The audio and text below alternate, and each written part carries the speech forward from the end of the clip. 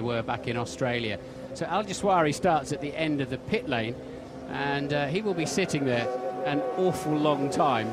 Won't he? He's put a full wet setup on the car, but he'll be starting at the back, and at least with a safety car situation. And of course the race starts now. There is no formation lap, and that's why Al-Jaswari will be able to just get onto the back of the field, but he will be sitting there while those wet tyres lose crucial temperature. But I don't think too many of them. Somebody's very slow away at the back of the field. I think it's the other Virgin. I'm looking in the far distance. Well, actually, this is working out not too bad for the Toro Rosso, because if this had been a normal grid start, of course, he's not allowed to leave the end of the pit lane until the last car. We are going to start on extreme wets behind the safety car, but we're not expecting rain until 15 minutes into the race. Okay, well, that information, first part, Michael knows that already. He understands the rules when it comes to safety car. And the second part sends a shiver down my spine, because I remember being in Grand Prix where I had messages from engineers saying, stay out, the radar tells us it's going to stop raining in 2.5 minutes. 10 minutes later, I'm dragging out of the gravel and the rain's heavier. Yes. You cannot accurately give information like that. I think that's misleading to the driver. You're better saying nothing than, if you were to say, we know it's raining 100 meters from the circuit because we've got a guy standing out there, his head's getting wet, then that's good information. But to give radar information based on 15 minutes, that's a bit dangerous. So how quickly do you think, there's a confirmation that the DRS, the rear wing for higher straight line speeds, is disabled at this point because they're all on wet tyres. That's part of the rules. How quickly would you bring that safety car in? I think pretty much at the end of this first complete lap. Me too. I think the drivers, this is really good for them to get a sighter. They see where the standing water is. This track will dry out pretty quickly when you've got all of those cars running at speed. Yeah. And they'll be sucking the water literally out of the tarmac and chucking up into the air. I started a race in Brands Hatch last weekend with my son in some Radical V8s, and it was much wetter than that. Couldn't see where we were going, but we were still going for it. I personally think the race should have started properly, but that's my view, and I'm not sitting out there. If I can just take the time to finish my sentence on the Toro Rosso, if they'd had to start from a normal grid start, he would have had to wait until the last car passes the end of the start-finish line, the end of the pit lane, before he would then be able to join the race. Of course, now he's able to run round right with the pack, and technically, as soon as he goes across the start-finish line, he can make a pass into turn one. So, double good decision from Toro Rosso, potentially. Yeah.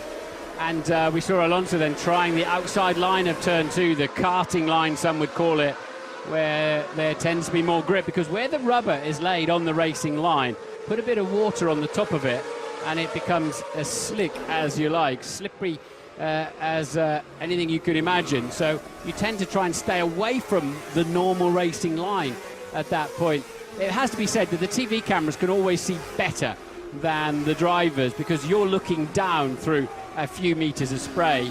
They're looking along maybe through 50 to 100 meters of spray. So it does, rest assured, look a lot more difficult from the driver's position. Well, but it wasn't supposed to be easy. Yeah, no, indeed. But I think that's quite a good camera angle, because like the driver, the camera doesn't have a window wiper. It does actually have a little roll of film which will just move across any moment, I'm sure, and clear that screen.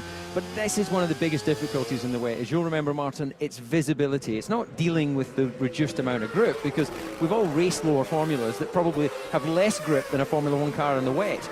But not being able to see where you're going, not being able to spot your braking, is the big challenge in the wet. And the people that have the benefit, of course, at the moment are the first few cars running there. So we've got Vettel, Fernando Alonso and Felipe Massa, and then once you get past those first three cars, it'll be a blanket of spray running into the first corner.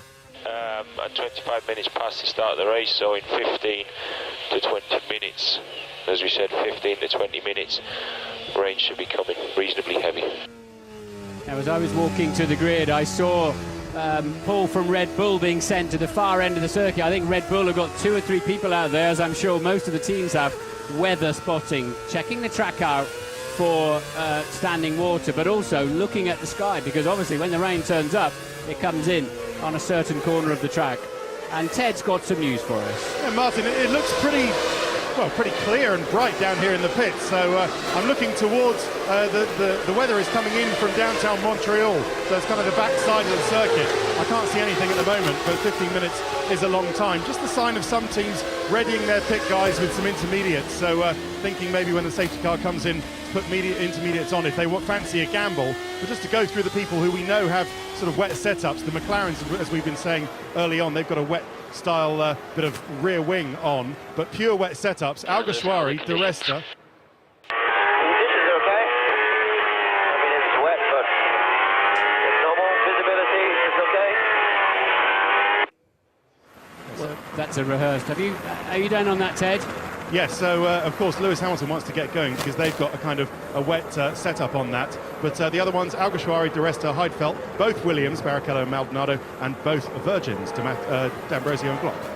That you think went quite a long way towards a wet setup. Yes, we do, yep. So watch out for them when this safety car comes in. Well, interestingly, when we were talking with Sam Michael from Williams earlier, there isn't the big split between dry and wet setup around this circuit.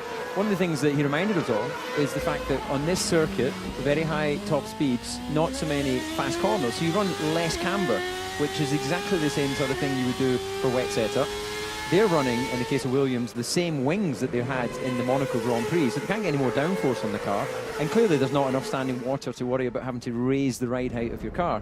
And softening springs and roll bars is pretty much a thing of the past. Downforce is still king in the wet, so it's just about trying to balance out any aero shift that you get when you put the wet tyres on. It used to be the case in some cars, and you put wets on the car, it would actually increase the overall downforce for some bizarre reason. Maybe it's to do with the way that the air separates off the wet tyres. Yeah, I think it comes off the sidewalls. But putting a set of wets on automatically raises the ride height of the car, doesn't it? So they can clear any standing water. It does indeed, Martin. As you well know, it raises that car up a few millimetres. I think it's about 5 millimetres. Yeah, and you've got the tread depth as well of the tyre, so overall it's a significant raising of that plank. Safety car is in this lap. Thank goodness we're going to have a race.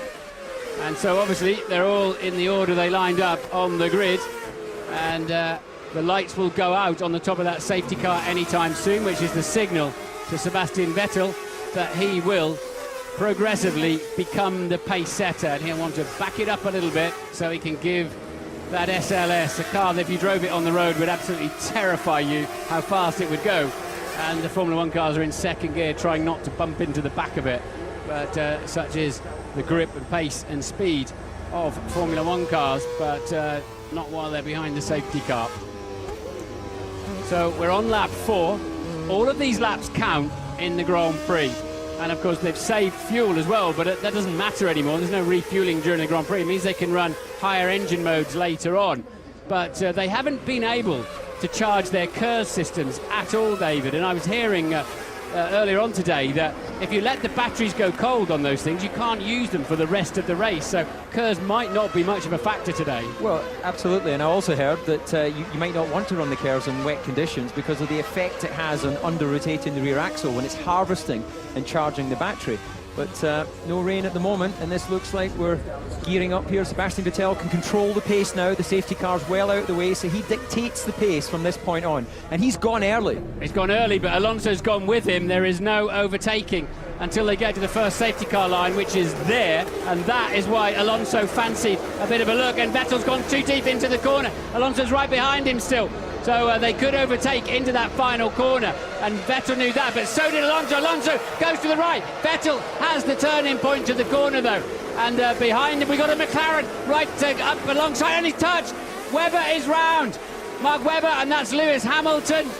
So Mark Webber keeps the engine running. He'll fall almost to the back of the field. And it was Hamilton getting right up the inside of him. He's always in the wars, is Lewis, and that won't go down very well. So this is on board then with Lewis. He's now behind the Mercedes of, we think, Rosberg. I think that's Rosberg in front of him. We'll see as they go Michael through. Schumacher. Yeah, it's Schumi then through. So, and Hamilton's Button's gone deep. Yeah, Button's gone too deep into the corner. McLaren's line astern. And Schumacher drives completely around the outside. So now Rosberg is in front of Michael Schumacher, and now the McLarens, and Lewis as well as through past Button, and fancies a look at the back of Rosberg. They're struggling so much for grip. They're all over the show, trying to slow the cars down for the slow car. It's not about visibility, it's about no tyre temperature after cruising behind the safety car. Hamilton then up the outside of Michael Schumacher. Will he try and drive clean around the outside? There's a bit of room to breathe there, and further back down the field, there's Mark Webber. So he dropped a long way down the field, did Webber. And on board then with Hamilton as they head towards the last chicane. Lewis Hamilton, there's not a lot of space up the inside there. So Hamilton ahead of Button now. It's Rosberg ahead of Michael Schumacher, and we'll pick them up as they go over the line for the running order. Vettel leads by 2 seconds from Alonso, then Massa, then Rosberg, Schumacher, Hamilton, Button. And up in 8th place is Paul Di Resta, and still they're going at it there. Still Michael Schumacher defending hard against Lewis Hamilton. Rosberg then having a tremendous start up in 4th place. The two Ferraris now line astern. You'd have to say Massa looking slightly more comfortable, 3/10 quicker on that first lap. But Vettel absolutely bolted up front, didn't he? He's gone at the moment. Yeah, a great start from Sebastian Vettel. It looked like he'd actually gone a bit too deep into that last chicane, but he found his feet into the first corner.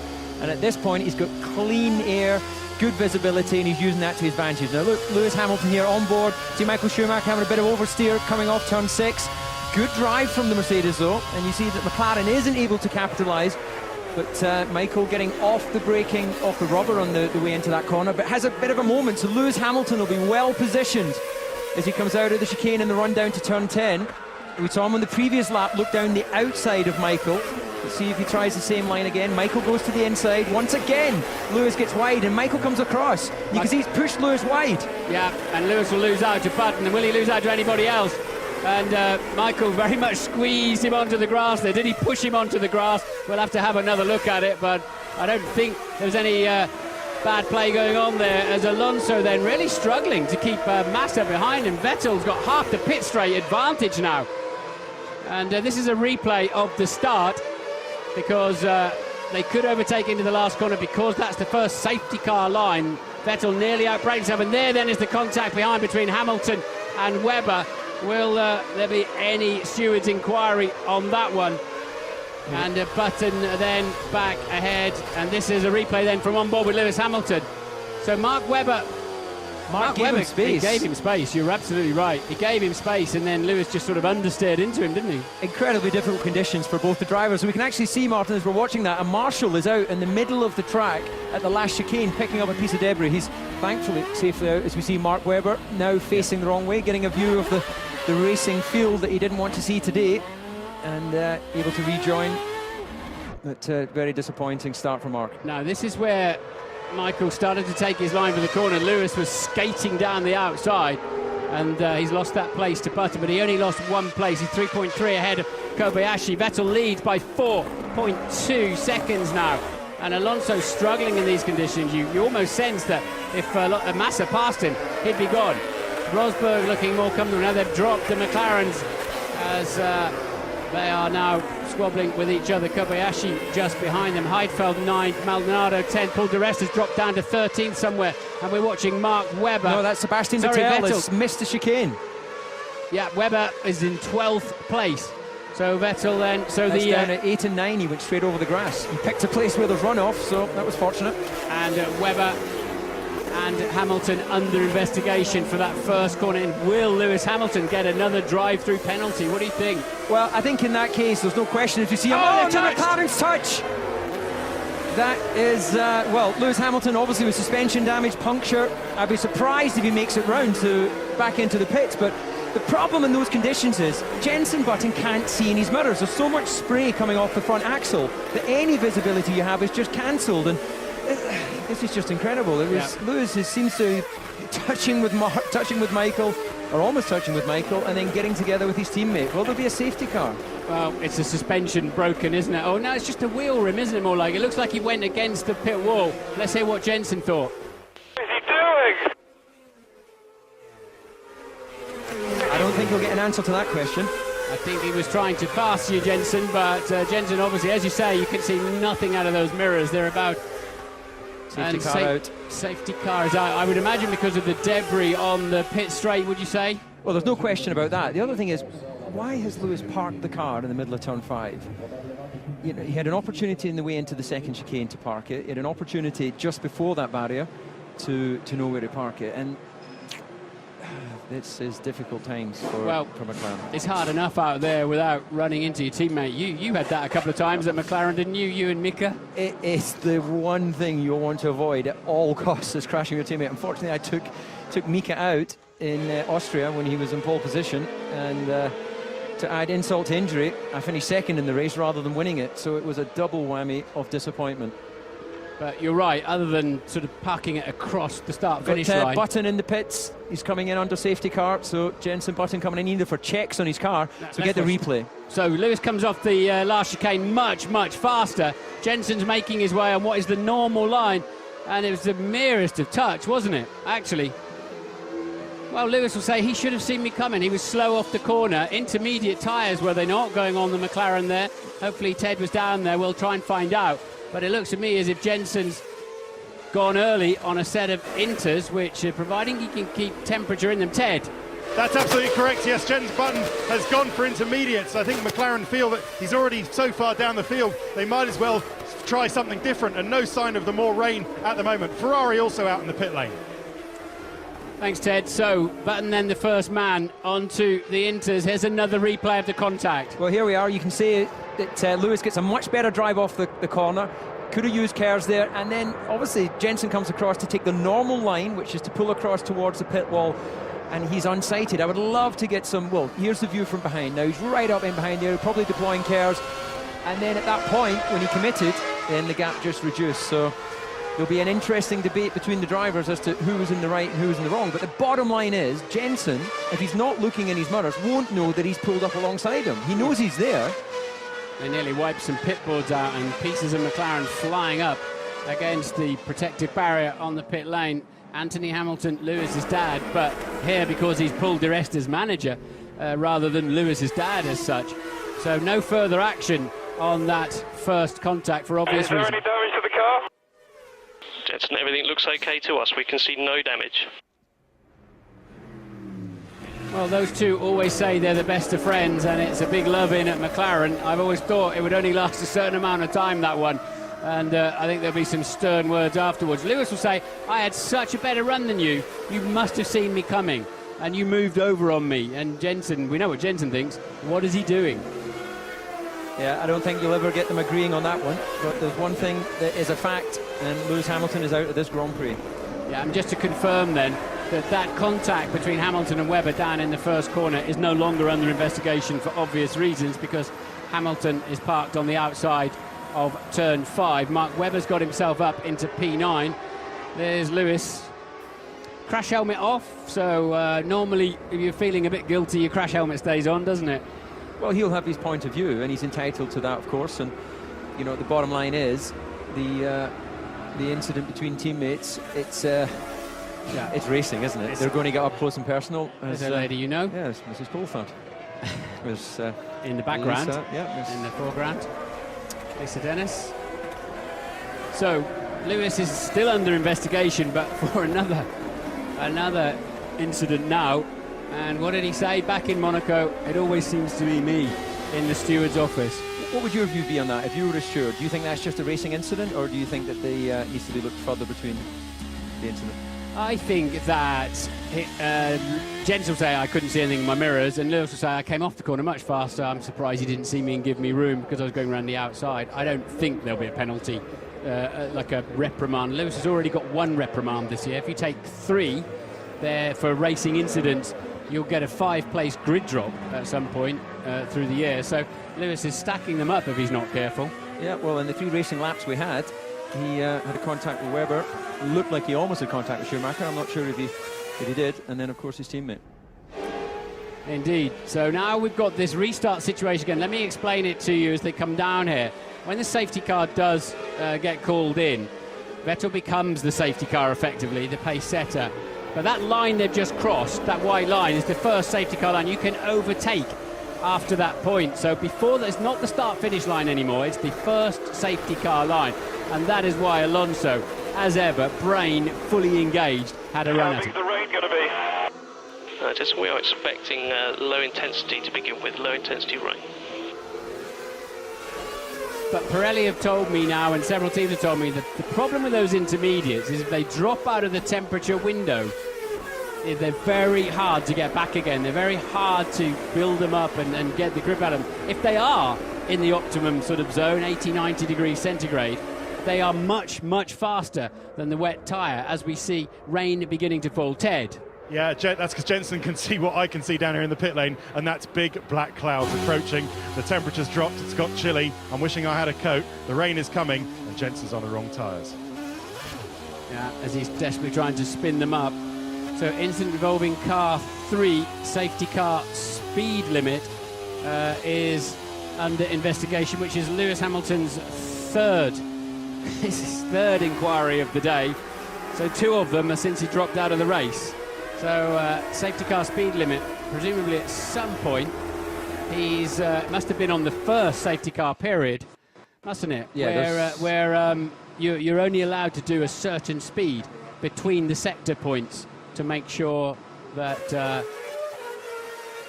Yeah, exactly. They have a time delta in the car which tells the driver a target time, and they drive to that. So he must have been out of Thanks for that. And Jensen Button then has got the same inquiry going on. Safety car speed limit. So that's a target time you must not beat. Yeah, you've got to pace yourself not to beat the time. What's the team radio? I'm sure you've noticed you have an intermittent downshift problem. It's the paddle itself. Okay, Yep, I've got that. Yeah, when we do a pit stop, Mark, when we get to that point, we're thinking of a steering wheel change. Well, they do have a rocker system on the back of the steering wheel, but there's only one activation when you either pull down or flick away with your right hand. But can you, on the Red Bull, can you change with either pedal? Can you push-pull on either side? Well, you can, but it's on a rocker. So the switch to activate down is only on one side, whether you pull or push. And that's why they'll say intermittent. It's maybe due to water getting in the system. There's no other reason why, you think these switches would either work or not work. Safety car is in this lap, so when he comes in the pits then for that steering wheel change, do they have to switch the car off? Will the car engine stop when they pull the wheel off? No, it won't. And the procedure, depending on what they want to do, is we see just a confirmation there. But that's a matter of fact, isn't it, the safety car speed limit? So that surely is a guaranteed drive-through. They wouldn't be investigating it if they hadn't seen some data that says he was too fast between the points. So we have Button who has pitted and fitted inters. We'll keep a close eye on him. Yeah, he might be closer than you think, Rocky, because I think he might be coming through the pit lane at some point with a penalty, but let's see. Let's not prejudge that. And the safety car lights are still on, but we know that it's in at the end of this lap as they're in turns 8 and 9, where we've seen so many drivers really struggling to slow the car down. And will Alonso be able to match Vettel's leap when he decides to take off? He went a bit too early last time. Yeah, the rest of the pack are just too far back. Sebastian Vettel, as soon as he's got a gap after the end of turn 10, as soon as he thinks he's got a big enough gap to the safety car, which is now bolting away down the back straight, he can go for it. So all these guys need to be as close as possible. And once again, he's getting big drive off the last turn. Of course, they can't overtake until they cross the start-finish line. Yeah, but it's hard to judge, isn't it? Because how do you judge whether you're going to catch the safety car or not? And there it is. It's a really tough one, but he's got it right this time. And Alonso's not as close as long as he slows down at the right point for the corner. Alonso's not challenging quite as hard as Michael Schumacher, trying to come up the inside of Nico Rosberg, and gets away with it. Yeah, but pointless to do that. He's not allowed to overtake until the start-finish line. No, he can overtake on that first safety car line, for sure. Okay. So you can do that down in there, and that's what it's all about. So Red Bull leads Ferrari, then the 2 Mercedes of Rosberg and Michael Schumacher. Kobayashi is right with them now. Then the 2 Renaults of Heidfeld and Petrov. Mark Webber got himself back up to 9th. Di Resta 10th now. Maldonado 11th. Button 12th and under investigation. Sutil 13th. Barrichello 14th. Buemi 15th. Trulli 16th. And there we saw on the right side was Lewis Hamilton watching this restart. Mark Webber very, very close behind Vitaly Petrov. Petrov having to go defensive. Webber will get a better run out of the corner, surely. He can get on the throttle earlier. Petrov will be slightly compromised by the line. Webber short shifts to try to get some traction. Not a lot of grip out there. Well, he's coming across the racing line, which has been laying down rubber all weekend, and that's where you just spin up the tyres when you've got the wet tyre crossing over the rubber. So you can see desperately trying to keep off that racing line, but of course going through certain apexes you've got no choice. Yeah, so as we thought then, a drive-through penalty for car 4. Jenson Button, who's just in front of Paul Di Resta, and Sutil there.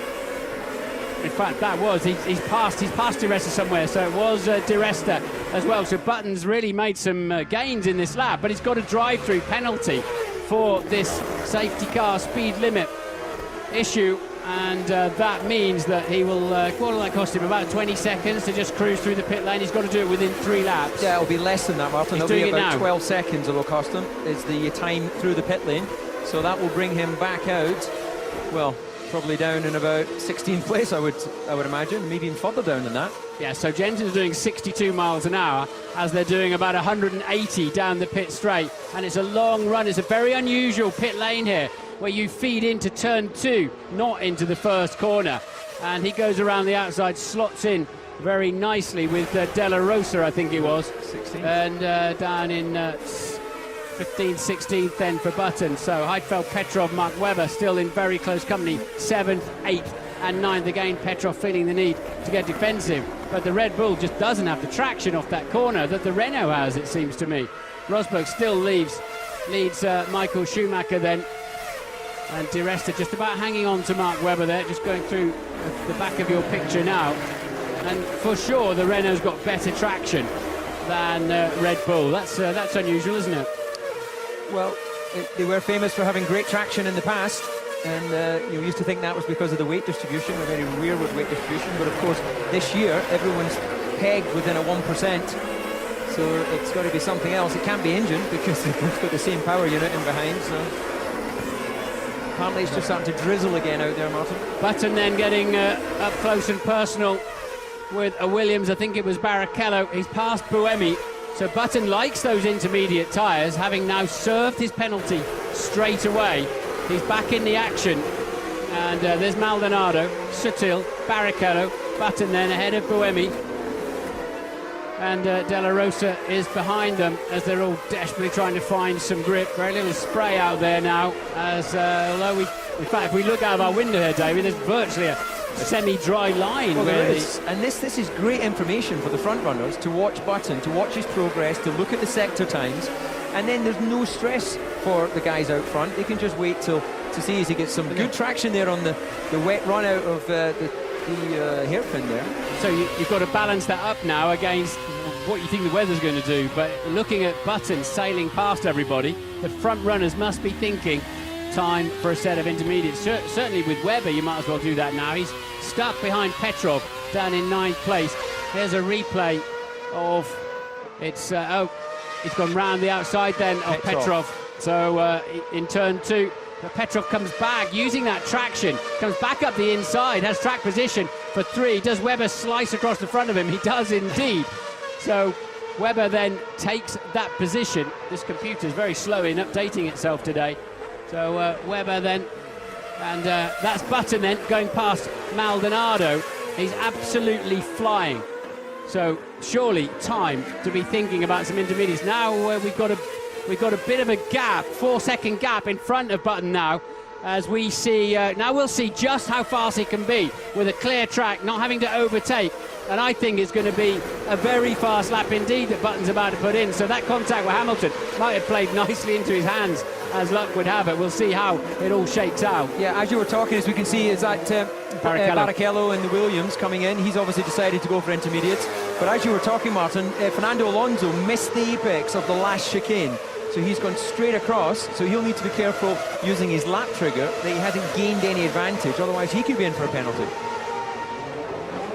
So Button's gone across the line doing a 1:36.5, but we know that was passing a couple of cars. It's still 2 seconds slower than the leaders, so they're not going to want to blink too early on it, but you just have to look at that, David, don't you, to see the guy's got 20% more grip.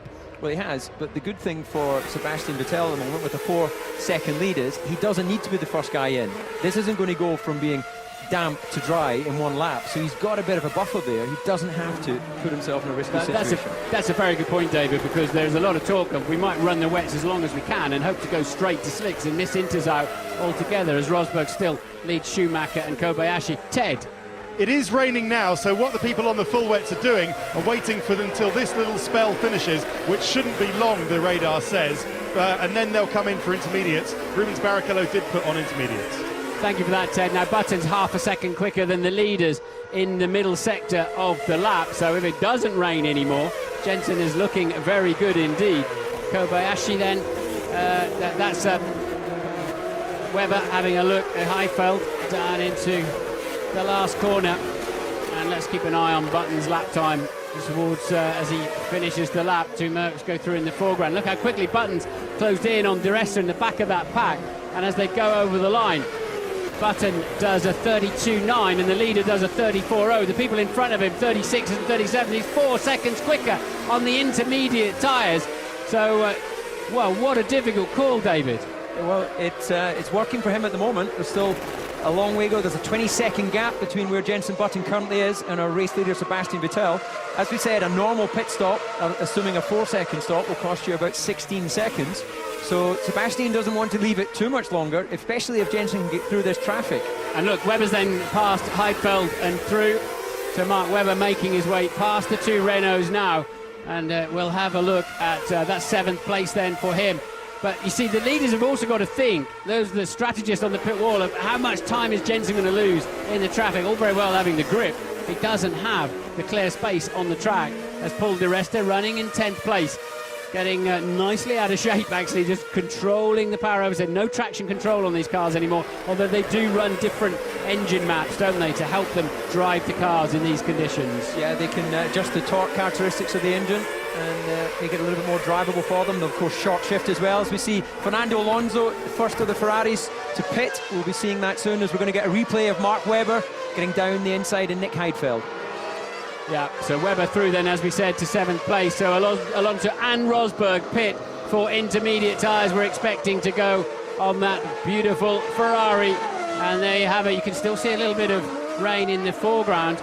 The Hamilton-Button incident will be investigated after the race, I'm seeing here on the screen, and that'll come up shortly. So it's a 4.4 stop, and Alonso feeds in. He's going to be right in between the two Renaults, providing he can find some traction on those new Indies. He's going to have to cut across the front of Petrov, though. It's no problem. He's got that one covered. So Alonso, you can just feed into the pack, and there Button then goes around the outside of Di Resta. So much more grip on those Inters. And let's have a look at Button's lap time that time around. It was a 36.0 in the traffic, so it's still 22 seconds behind Vettel. Red Bull will be watching that closely. Well, also they'll be looking at Adrian Sutil, who's currently down in 19th, but he's just gone purple. That means fastest in that last sector. So if a Force India is delivering the fastest lap time in intermediates, they surely have to be coming in. If not this lap, the lap after. Well, is this a case of act in haste, repent at your leisure, or get on with it because you're losing out? Well, as we saw in Monaco, we never thought someone could do 60 laps on a set of primes, and our race winner there did. So just because everyone else has come in, it doesn't mean that Sebastian Vettel, as he goes past our commentary box, so he's not in this lap. Maybe he feels comfortable in his tyres. He's just, what lap time is he going to do here? Let's just watch our screens, a 34.6. A couple of seconds off the fastest, but nonetheless. Look at Alonso and Heidfeld, just out of the pits on those intermediates, and Heidfeld yields. Alonso takes up the normal turning point. He should make the corner fine, and Button's right on the back of the two Renaults now. Massa's done a 34.2 up front on wet tyres as well, so they're still working for Vettel and Massa as all getting busy down into turn 1 with the two Renaults, and Button with a pair of Renaults to sort out before he can show us how good. And Rosberg, the fastest man in the final sector now, he's also out there on intermediates. So let's just confirm who's come in and put Inters on at the moment. Fernando Alonso, Jenson Button has just pitted. And then further down the field, we've got Barrichello and 4 or 5 others that have been in now and changed their tyres. But Button can't find his way past the traffic. Well, Petrov started off in ice racing and ladder racing, I believe, in Russia. So he'll certainly know how to handle these conditions, but Jenson Button gets a much better drive off turn 7, and that is a fairly easy pass as he breaks down under the bridge into turn 8. But look how hard it's raining, David. It is now, yeah. Surely Jenson's going to start struggling now. You've got heavy spray coming off and some aquaplaning there. The intermediates. We've got Webber how much going. heavier the rain's going to get. What do you think about the tyres? Well, it starts to be a little bit more oversteer, but it starts to rain now. But the rain is coming, so not sure it's a good idea to stop and put intermediates. So Inters are now a liability. Jens will be lucky to get back to the pits. He'll have to come in for wet tyres, surely. We've got a safety car out. So safety car is deployed. I haven't seen any incidents at the moment. Nothing showing We've got Fernando Alonso pitting under the safety car, so he's first to blink, and he'll go back to wets, presumably. Yeah, indeed he will. But this is working out pretty well for Sebastian Vettel. Felipe Massa appeared to miss the opportunity to come in, and he went past. So Alonso then, let's look at the colours on those. And Button does indeed pit. Well, that was short-lived, so by not reacting too quickly, Vettel and Massa, Kobayashi up front, Webber too, Heidfeld, Petrov, Di Resta, it's all worked out beautifully for them. So Vettel leads from Massa, Kobayashi, Webber, Heidfeld, Petrov 6th, Di Resta 7th. Michael Schumacher did pit and put the Inters on, and there he is. But why have we got a safety car? I think it's just a downpour. I don't see any car stopped on the track looking at our circuit guide, and clearly the race director Charlie Whiting had preempted a big incident rather than waiting for it, which in fairness that's something that the drivers and the Driver Association are always pushing for. Don't wait for one of us to have a big aquaplaning crash before you then stick out the safety car. Yeah, but that's not fair on those that have stayed on the full wet tyre anticipating the heavy rain, is it? Well, you can send your complaints to FIA. Paris, I believe their offices are, Martin. And we have one of the Red Bulls in. That's Sebastian Vettel has pitted. So presumably, because the safety car hasn't picked him up yet, he's the race leader, he gets a free pit stop effectively, doesn't he? Yep. So they'll put a new set of wet tyres on that. He's got 3 sets available for the afternoon. And on they go. And because the safety car goes out and picks up the first car, hasn't picked up the leader yet, but the safety car's half a lap away. Quick thinking by Red Bull, they've worked out, as Webber pits as well in the sister Red Bull car, they've worked out that Vettel with a fresh set of wets comes out immediately behind Felipe Massa, who will now be leading the Grand Prix. So Vettel's got effectively, although he's lost track position, he's had a free pit stop, hasn't he? Yeah, but Mark Webber, as we see there, pitting for his pit stop, putting another set of the full wets on, was very slow at the pit in. I wonder if he's got a problem. Maybe it was that down change issue. Did we see him change the steering wheel there at the pit stop? Well, we think we did change the steering wheel. Would he be on this safety car speed limit thing, David? Would he have arrived a bit too fast and had to just lose some time as he comes out in front of the Mercedes there? And we'll see how this all unravels when the safety car picks them up, Ted. No, it was actually the downshift problem that slowed Mark Webber down, as we know, with the steering wheel, and they did change the steering wheel. It's absolutely chucking it down in the pit lane now, and the people still on Inters are Buemi, D'Ambrosio, Sutil and Michael Schumacher. Thanks, Ted. I think they might be trading those in anytime soon. I don't think they get much for them at the moment, but they might be just a ticket later on. Long way to go in this race. We're only on lap 21 of 70. Safety car is out, and the safety car will now pick up Felipe Massa, who leads the Grand Prix. He's coming in. Felipe Massa has pitted. Right, so he gets his free stop then, and then presumably he'll lose track position again to Vettel, who comes through the last chicane. And Massa then, big board to say, turn in here, everybody's waiting for you. Pleased to see you. Very calm getaway there.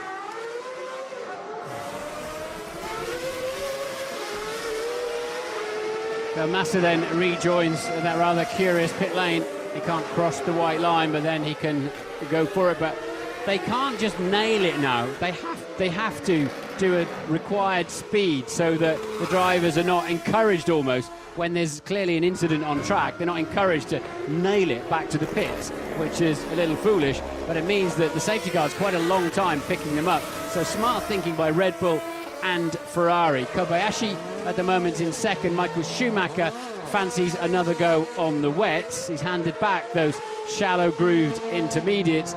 I'm driving all these tyres next week in Spain on the Pirelli test car, so we can give you a lot more information on exactly how it feels on these various tyres as Schumacher rejoins the track. And when they all line up behind the safety car, we'll see who's done what. So at the moment, in fact, Kobayashi's ahead of Massa because he didn't pit. So it's Vettel from Kobayashi, Massa. Just an information from turn 9 to turn 13. It's undrivable. It's undrivable. So that is that's basically the whole of this end of the racetrack that you're now looking at. Very handy helicam shot there to show us exactly the section of track. So that's a message from Vettel to the race director saying, don't restart this race anytime soon, as Al Jaswari has a little trip across the grass. That must be soul destroying when you can't even stay on the track when you're on a safety car speed limit. Yeah. Well, you could debate whether it's been a good thing to have that safety car come out early or not, but we still have all the cars running. You see Lewis Hamilton finally make it back to his pit. Who's he being followed by? Is that Jonathan Neal, managing director of McLaren?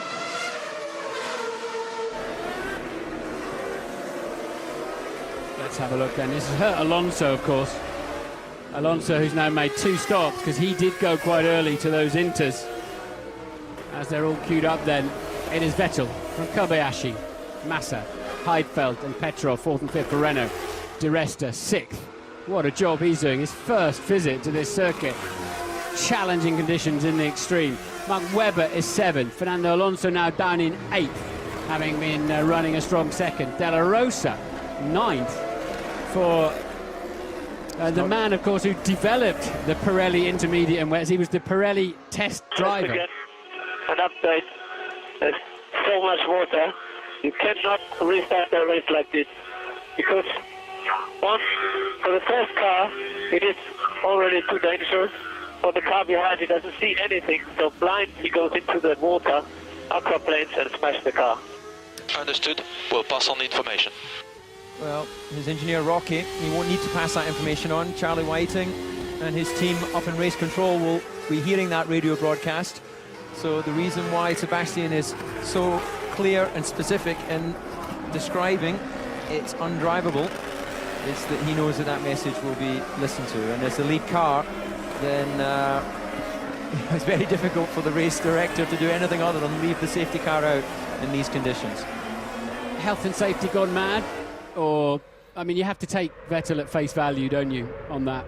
Absolutely. It's lap 23 of 70 racing laps. There's no way he can reasonably expect there's going to be a safety car right to 75% distance where they could call the race or full distance. So, as we see Herbie Blash and Charlie Whiting there, looking a bit camera shy, but they're the men that will make the call. And they have to rely on Ben Mailander driving the safety car and information from the drivers. And the problem they have up there is that every driver in that field, and we have 23 runners still, only Hamilton is out of the race. They've all got different perspectives on this, depending on where they are in the race, what tyres they've got on, and whether they want this race restarted or not. So they have to filter all that out somehow. Ted. And is still chucking it down here on the pit straight, and no sign that it's going to clear anytime soon, Martin. Just a thought on the tread blocks. I've been having a look at the tyres when they came in, of the Red Bulls and the Ferraris. The tread blocks were actually okay, so plenty of tread left on the full wet tyre, and that's how the likes of Kobayashi, Heidfeld, Petrov and Di Resta have been able to stay out on track. But of course, those tread blocks will wear down, and they will have to pit sooner than the guys who put on fresh wet tyres. Thank you for that, Ted. So it worked out well for Vettel particularly, and Massa to a large extent, except he's now got Kobayashi between him and the race leader. Kobayashi on the used tyres. So more intensity of rain expected. It's said for 20 minutes at level 2, whatever that is. Presumably that's level 2. And then it's going to drop to level 1. So just to remind you why Kobayashi's up in second place, he has not stopped at any time. He hasn't come in for fresh wets, or he didn't jump too early and go on to the inters, because Button and Co were definitely showing inters with the right tyres to be on. So the weather forecast was more important than the tyre choice, David, there. It was, Martin. And I'm sorry, I was trying to do a little bit of research whilst you were entertaining our audience, so I didn't fully catch your point there. Can you just... It was really very interesting. I'll tell you later. You'll be amazed when you hear it. So we're hearing that Sutil is still on intermediates, which is adventurous. He's at 13th at the moment. Right down to the hairpin. The run up to the hairpin. So well, but you can't see anything at all. But it's just standing all the way. Yeah, okay, Jensen, I understand. We'll pass that on to race control. And Jensen, we're expecting 20 more minutes of this intensity rain. You've got to love the calm voice of the engineer delivering the message to the driver. Jensen Button currently running in 10th place. And if he's complaining like the race leader, then I think it's very unlikely, as the rain looks like it's actually getting heavier out there. Look at the track's wet up this end now. Absolutely. That was Dave Robson there, Jensen's engineer. And I can see the safety car being out a while now, because looking out of our window up this end, when they stuck the safety car out there, you have to say, out of our window here, it looked perfectly acceptable, didn't it? But it's now spread across the entire 2.7 miles of this semi-permanent racetrack. It's a road around the casino. Some of it is pure racetrack. The rest of it is used year-round. And any thought they might even throw a red like they did in Korea and just stop it for a while? I think that's a possibility. With this level of rain, it's you could argue we're not, well, red flag. There you go, Martin. They've responded to your information. Yeah. I should do the lottery, shouldn't I? I might be able to win something on that. So, it is a red flag situation, and we will now go through that procedure that we saw 2 weeks ago in Monaco, where they have to have at least a 10-minute notice of a restart. The race is effectively suspended. They're not allowed to go in the pit lane, otherwise they'll take a penalty. The cars can be worked on the grid. They have to go to pole position and line up in race order. If there's any lapped runners in the mix, they get pulled over to the other side of the grid, and they'll be released early to go around and join the back of the queue when we get a restart. The mechanics lug, hundreds of mechanics lugging hundreds of kilos of equipment out onto the grid. We know that they can change tyres, and this is why under red flag conditions you can change tyres, because almost always it's about a red flag situation because of the inclement weather, isn't it? Well, it is indeed. It always never fails to amaze me in these situations, as we saw the various mechanics heading out to meet their cars on the grid. How few of them ever have a raincoat or anything. It's as if it comes as a huge surprise that you have wet weather in Formula One. You're going to, obviously the mechanics are all covered in fireproof overalls like the race driver, so that's going to gather some weight as they stand out there on the rain. So the safety car will bring them up to the red flag line, which they all have to line up in single file, but not quite doing that, are they? Now, the drivers don't always know the rules at this point, do they? They're quite complex. You can see the red flag line and Sebastian Vettel positioning himself right on it. So the race then is suspended. Eddie Jordan, what do you think of this? Well, there's no doubt about the safety aspect of stopping the race in this particular, because the rain was torrential. My issue is, guys, I really have an issue with the way the race was started. I cannot for the life of me believe that we started under a safety car. We were taken and stolen almost, you know, the excitement of a front of a race with under lights into the first corner here in those conditions. I do not accept that this race should have been started under the safety car. Maybe I'm probably the odd one out here on this. Yes, it's different when you're in the car than when you're on the pit wall, but if you're going to have the opportunity of pulling a fast one like we used to do in the past, then I just have a concern about the way it is at the moment. Well, it seems that both yourself and Martin have a gripe with the rules, so maybe you can put both your letters in one envelope and save on the postage. Yeah, I don't think I would have started under the safety car, but it looks like contact there, but it's just dirty, isn't it? And different levels of carbon, different types of carbon there on Vettel's car. But so now they've got to get those tyres in blankets as fast as they can. They were fresh wets. They've only got 3 sets of those, so what they might do actually at this point, David, is put the 3rd set on that are in the blankets, would you say, and then take those off and reheat them. But you don't want to cook them too long because the rubber just starts to cure, doesn't it? Yeah, it does, but they would have only have put those tyres on ahead of the race. So I think Ted has Christian Horner. Yeah, it's just come down into the Red Bull garage. Christian, seems like they listened to Seb. It's almost like he was giving an interview on the radio, wasn't he, telling about the conditions down there? We start the Grand Prix, and let me remind you of that then. Vettel will be at the front from Kobayashi in his Sauber. Massa, the man you're looking at, will start 3rd in line. Nick Heidfeld and Vitaly Petrov for Renault, 4th and 5th. Paul Di Resta for Force India, 6th. Mark Webber, 7th. Fernando Alonso, who took that gamble on intermediate tyres, and you can see the weather radar now. The previous show has disappeared, it said, so that's why it hasn't shown up. It's moved away, gone off the radars. So Alonso 8th, De La Rosa 9th for Sauber, standing in for Perez, as we've mentioned before. Rosberg 11th, Schumacher 12th, Sutil 13th, Al Jaswari for Toro Rosso 14th. Timo Glock up in 15th place for the Virgin Racing team. We didn't talk too much about that, but that's a very good effort from him. He didn't pit, and that's helped him enormously. Barrichello's pitted twice. He's in 16th.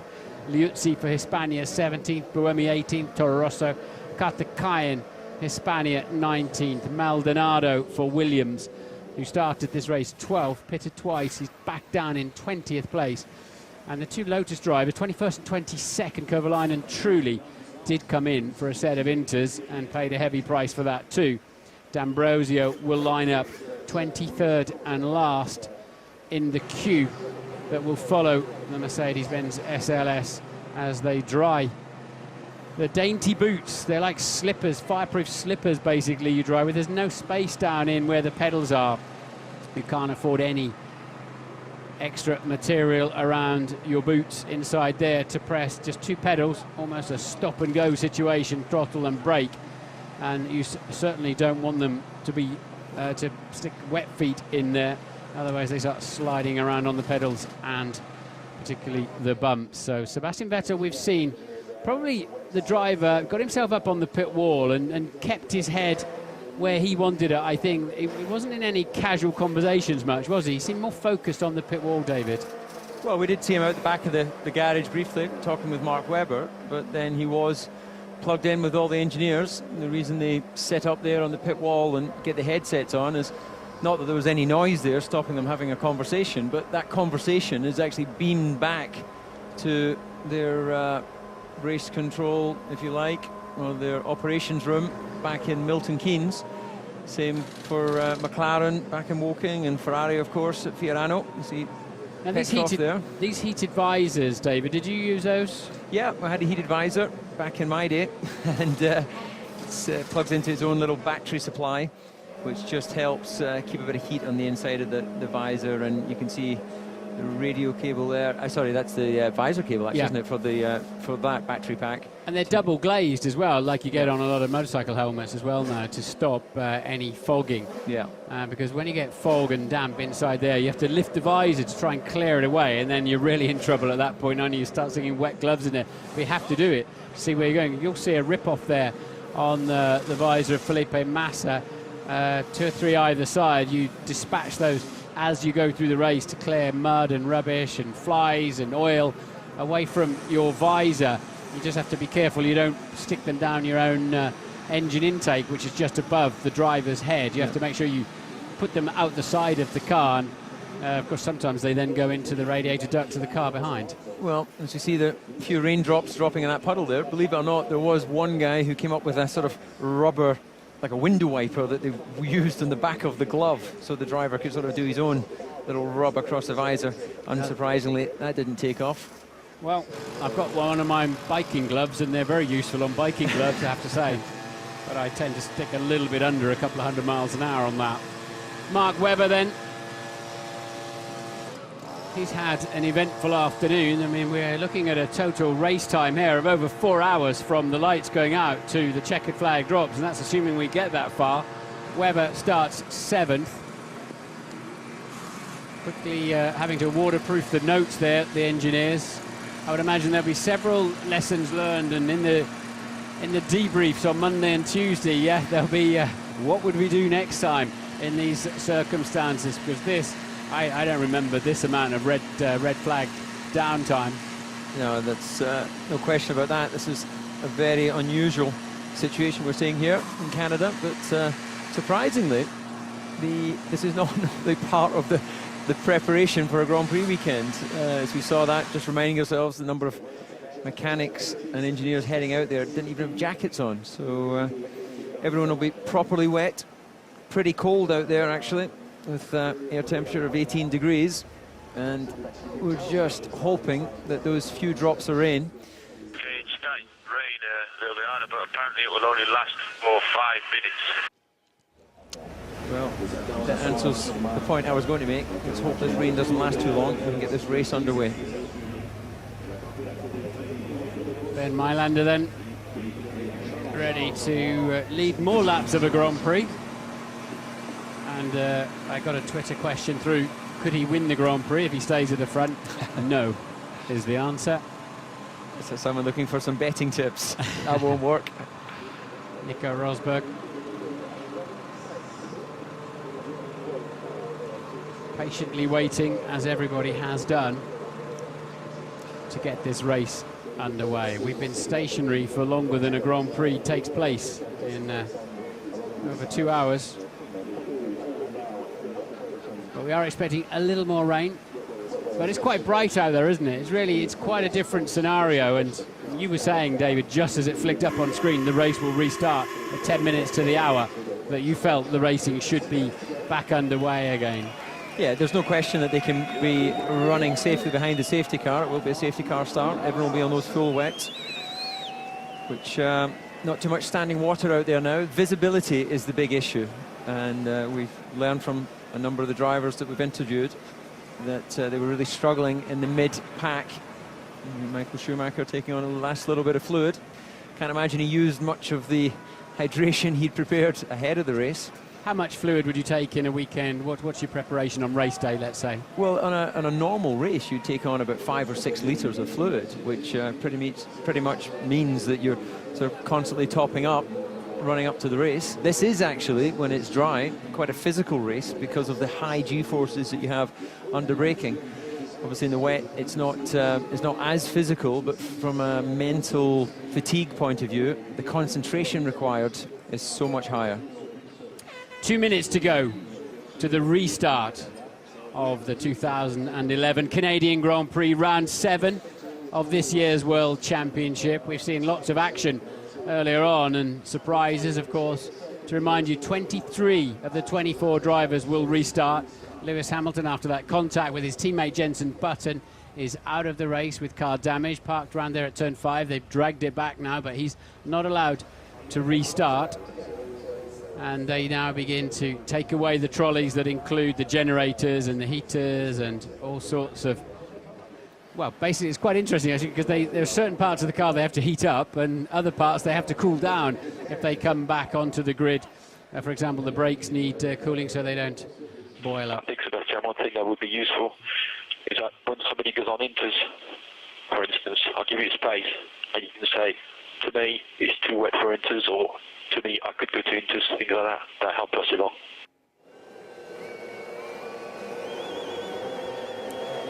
So we see now, as I said to you earlier on, they use the 5 red lights that start the Grand Prix as a countdown in this phase to let the teams know where they are in the sequence.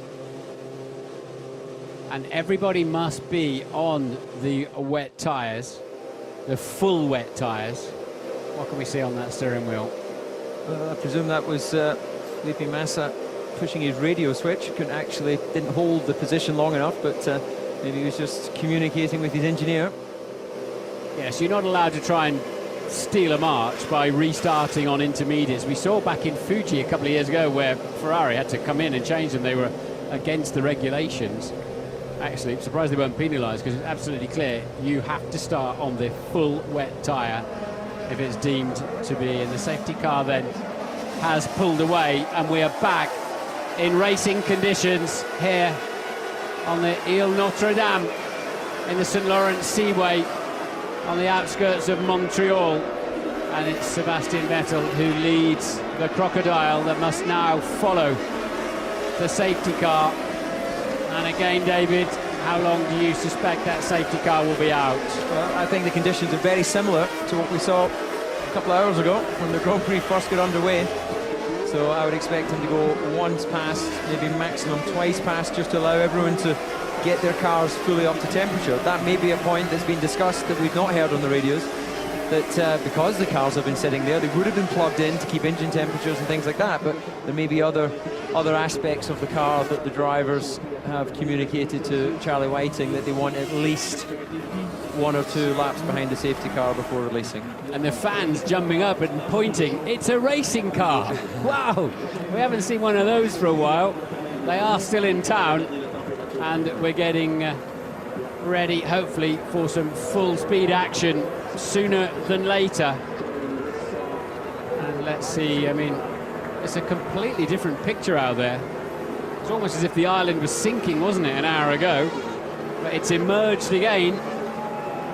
2.7 miles this racetrack, 14 corners, 5 of them are left-handers, 9 of them are right-handers. This is the hairpin down at turn 10 that's seen so much action over the years, and the fans are always there to support the drivers. It's a wonderful feeling as a driver down there. They've thinned out a bit. Some people are out the back of the stands and waiting to come back in, or giving up on it. But that's the spray that Vettel's getting off the safety car. Your visor does clear slightly better than that, better curvature on it, and it streams off. But it's now keeping some temperature, or getting some temperature in those brakes. They can preheat the engines, they can obviously put the tyres in blankets. It's down to the driver to manually get some heat back in those brakes, and it's such a difficult decision, isn't it, to know where to brake, where, just how much grip and how much stopping power you're going to have when the race does get underway. Yeah, it's a journey into the unknown. It was the past memory they had was of a certain level of water on the track. They're now on fresh tyres, which potentially will give more grip once you get all that release agent that allows them to be taken out of the molds once they're manufactured. So they'll be trying to evenly build up the heat between the front and rear tyre. Easy to get temperature in the rear tyre, of course. You can just unleash as much power as is possible and spin up the rear tyres, but getting heat in that front tyre is tricky. You don't want to be weaving too much, but you want to be building brake temperature. Brakes go up to about 1,000 degrees, which then radiates out into the wheel, into the air, or the nitrogen, I believe that it is, inside those tyres, and help maintain temperature. Yes, a driver's job, especially in this phase, is all about heat management. They're heating engineers, aren't they, in terms of getting everything settled down where it needs to be. Just a reminder, as we look at the rear wing, there'll be no DRS available. That's at the discretion of Charlie Whiting again, and the stewards up there, or Charlie Whiting actually, will decide when they can have that. So you won't be seeing any moving rear wings until a few laps into this race at least. And thank you so much for staying with us back at home. We are transferring to BBC 2 at 9 p.m. local time, local to you in the UK. So please do transfer over with us very shortly, in a few minutes' time. But there'll be an overlap of BBC 1 and BBC 2, as I understand it. Meanwhile, then, we're waiting to see the all-important sign. Safety car in this lap. That is the wording I want to see up on the screen, as I'm sure you do at home. We're now in lap 28 of this 70-lap race. that should be done by Wednesday if we're lucky. What's interesting, Martin, coming back to a point you made earlier, these high shots make it look completely clear. Get on with the racing. But I'm looking out the commentary box window, which is right down the back of the start-finish straight, and you lose the cars into the wall of spray. So the two camera angles can be so deceiving. Yes, because as I said, the camera looks through 2 or 3 meters of spray as it's looking down, whereas you look through 100 meters of spray as you're following another car. It's just like being out on a foggy night and you can't see your hand in front of your face. There's a better idea of what you're talking about there, David, with that camera angle now through turn 5. All right, the drivers will be getting warmed up now. Their heart rates will be climbing again back into their optimal working condition. Temperatures will all be stabilizing, and they'll all be nervously waiting for that message that safety car will be in. Is it going to be this lap? I don't think so. They're just coming through. So what are they 8 and 9. What are they looking for then? Presumably there's a bit of radio transmission going on that we're not party to at the moment. Yeah. The driver's giving a point of view, but what would you be looking for now to say whether they can go? Because it looks like it's ready to race to me. Yeah, there's definitely not an issue there with standing water as we speak. It's about visibility. So we're not getting the radio transmissions from the drivers. So the guys in the middle here, emerging from that spray, will be presumably saying it's too wet, it's too much spray. Hopefully we'll not have too many more laps of this. Shouldn't they drive accordingly then? Yeah, well, you are absolutely right, but sometimes you need to save people from themselves. I think all these guys, when push came to shove, would go racing in any conditions. But they're strategists as well as race drivers, and they've got to use all the tools at their disposal to try and claim those 25 points. And if that means giving a bit of misinformation to the race director, then so be it. Lap 29, Stefano Domenicali there, watching the screen intently. His drivers are Felipe Massa 3rd, Fernando Alonso 8th at the moment. It's interesting looking out the commentary box there as we go on board with the safety car. Kobayashi looks ready for it. He was right up the rear underfloor of Sebastian Vettel going through that last chicane there, so he's good to go. Yeah. How's the visibility at the minute? How is the visibility? Okay. Short and sweet. 2 letters. It's okay. No sign yet that the safety car is in on this lap either. That was Massa then, who's 3rd on the road. So just to remind you that on a safety car restart, they can start overtaking after the first safety car line, which is before the last chicane. And we've got a Lotus then of Heikki Kovalainen cruising round at the back. That sounds like a slipping clutch to me, David, or something like that. He's revving the engine, but it's not moving forward. So is that a transmission issue there for Kovalainen? Yeah, it doesn't sound like he's got any control over that, does it? It could be hydraulics. He was running 21st, but he's now right at the back of the field. He's going through. I don't have hardly any drive. Okay, copy that. He's staying gear and box. Yeah, so it's I suspect it's a slipping clutch. Safety car goes around again. Can Kovalainen coax the Lotus back to the pits? And just to remind you, all of these races count, laps count for the race behind the safety car. The clock is running again. We've got a maximum of 1 hour and 5 minutes of racing available to us with 40 laps to go. It's going to be nip and tuck, isn't it? Depends on the lap times that they're doing. And if we get any more heavy rain or safety car periods, as to whether we run out of time before we complete the 70 laps.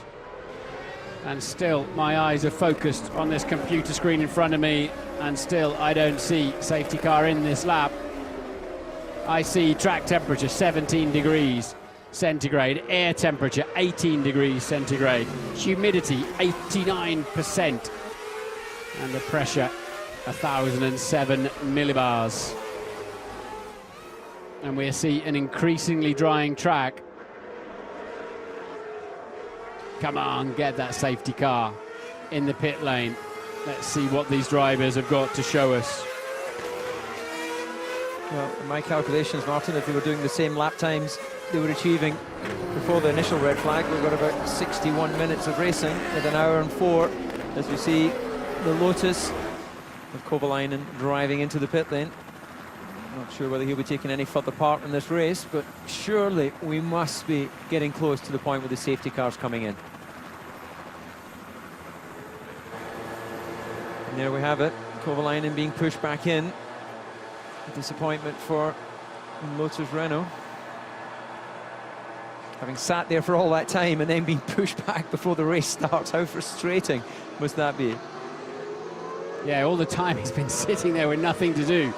And now the transmission's gone on the missing list somewhere. Right, I'm ready for a restart. How do you feel? Yeah, I've been ready for some time.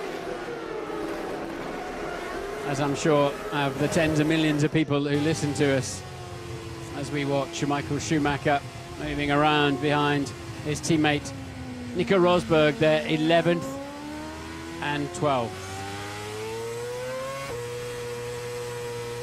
You hear them just riding the brake there in the run between the exit of turn 2 and turn 3, just trying to put a bit of heat into those brakes.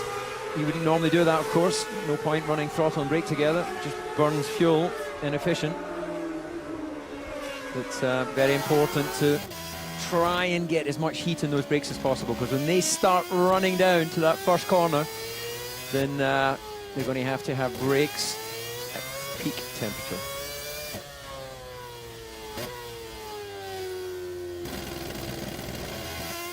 And welcome to our BBC Two viewers. Thank you very much for staying with us and moving over to the BBC Two channel. We are still under safety car conditions. No sign that the safety car is coming in. Yeah, we're 31 laps into this race now, yet to make it to half distance.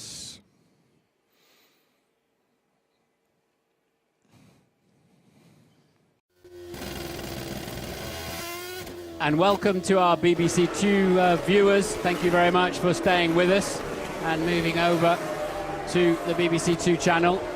We are still under safety car conditions. No sign that the safety car is coming in. Yeah, we're 31 laps into this race now, yet to make it to half distance.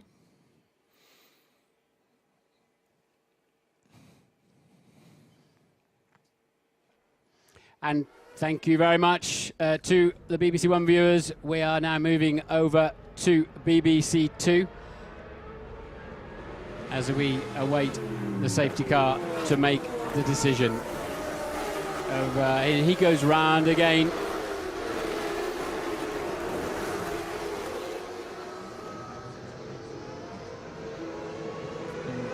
Well, so also on the BBC HD channel as well now, as you watch the line of 23 cars eagerly awaiting the restart of this Canadian Grand Prix.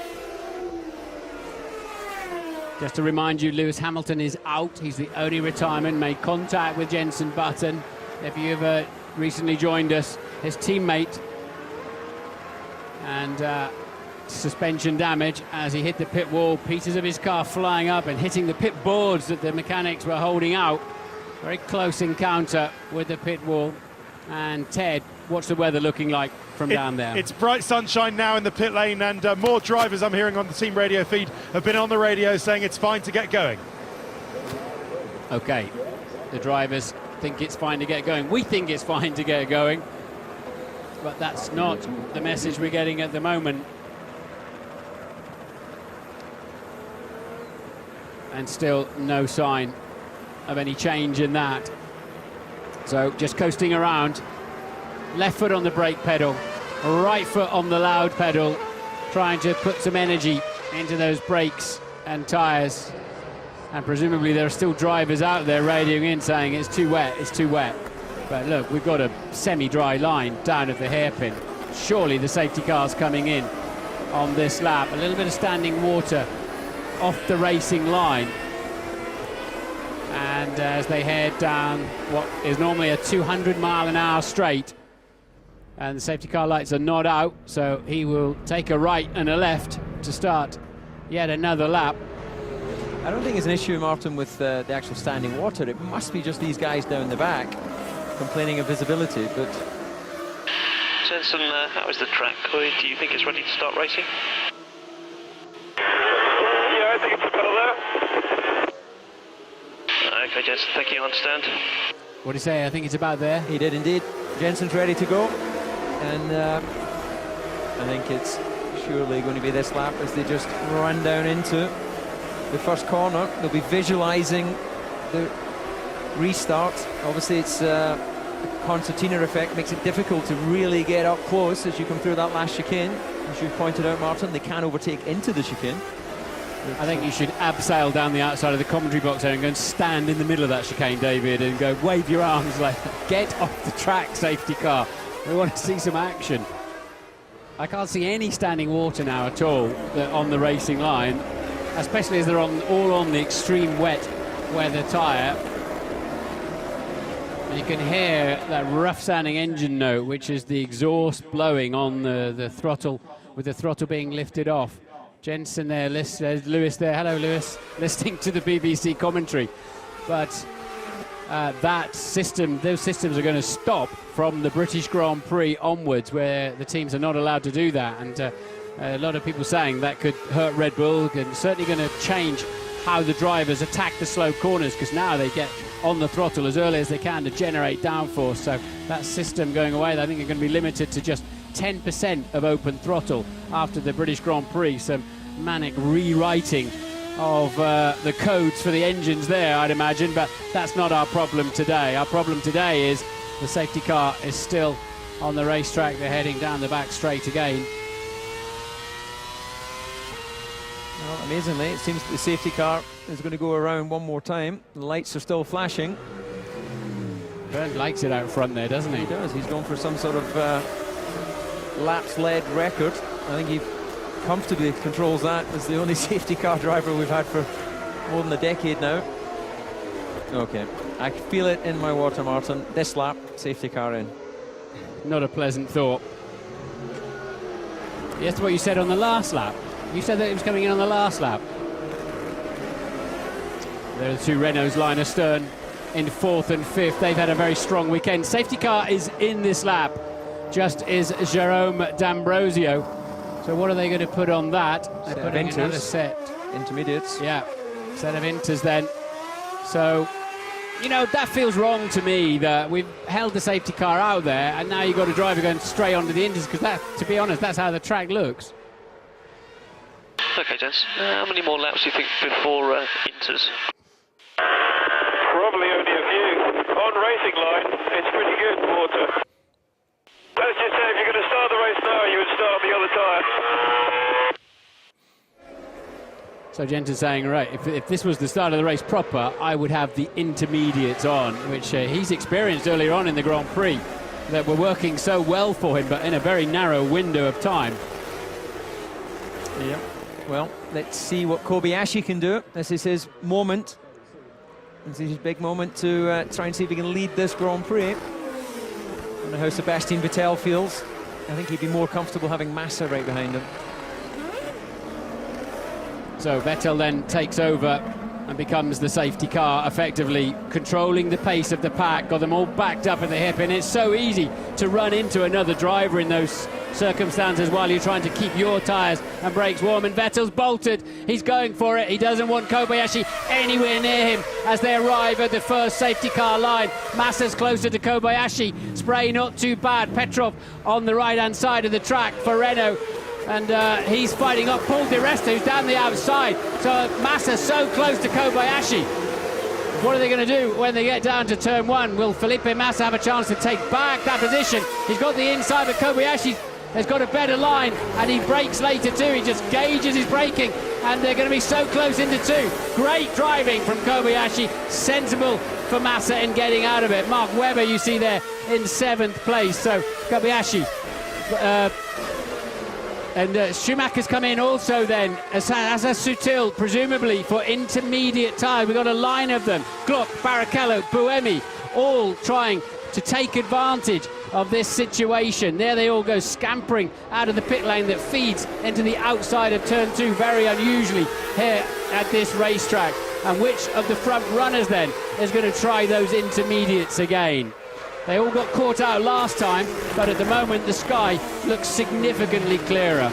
Well, interestingly, just looking there, it looks like Kobayashi's opened out a little bit the gap to Massa. We've got our timing screen here still showing us the fact that Massa was actually in front of him as he went across the start-finish line. He's obviously clearly behind him here, but all of that worked perfectly for Sebastian Vettel, who already has over a 1.5 second lead. So Nico Rosberg there has fallen back down the field. Looks like he's had a drama somewhere. Vettel leads then at the end of this, towards the end of this first complete lap, as we just making half distance. So, and we got an investigation going on as well. As there we got a Renault, we got De Resta in the pits as well. I think in as well. Yeah. So a long wait for the safety car to get out of the way, and now the driver's saying the track's so dry, I'd like a set of intermediates, please. As Button pits as well, so another string of them. Heidfeld, De Resta, Button, Della Rosa, Al Jaswari, Maldonado, Fancy the other tyres as well, and off Button goes down the pit lane, 62 miles an hour until he gets to the speed line, and then he can let it go. So D'Ambrosio's got a drive-through penalty for having incorrect tyres, because presumably the safety car hadn't gone in at that time. So he was, when we've got the Force India there across the grass down at turn 3, it was Sutil, Jenson Button's right behind him. Look at this for a traffic jam. Michael Schumacher in there as well. Yeah, coming back with his intermediate tyres. He's pitted, of course, so he's got a bit of traffic in front of him. He's got an HRT. Is that Karthikeyan? He'll be well past him in the braking area. Down into turn 8. There you go, and then you've got Jenson Button as well. Look at all that slower traffic he's got to make his way through. Who's got his next in his sights? Is that Sutil? Yeah, we got a long line of cars. Sutil then coming around the outside of the Lotus of Jarno Trulli. Jenson Button keeping a watching brief, and Sutil goes in too deep. Button comes up the inside, makes the move stick. Sutil luckily saw him coming, and another stream of cars in the pits. Yeah, indeed, we've got both the Ferraris in. They're going to have to queue up. Did I see that correctly? We've got Massa is in, and Alonso as well. Alonso's going to have to queue up behind. Well, he's just out of camera shot. Look at that. He's going to lose even more time. Well spotted then, and nearly an unsafe release surely from Ferrari. So a bit of confusion. The Ferrari mechanic's looking down the pit lane like, what are you doing in here as well?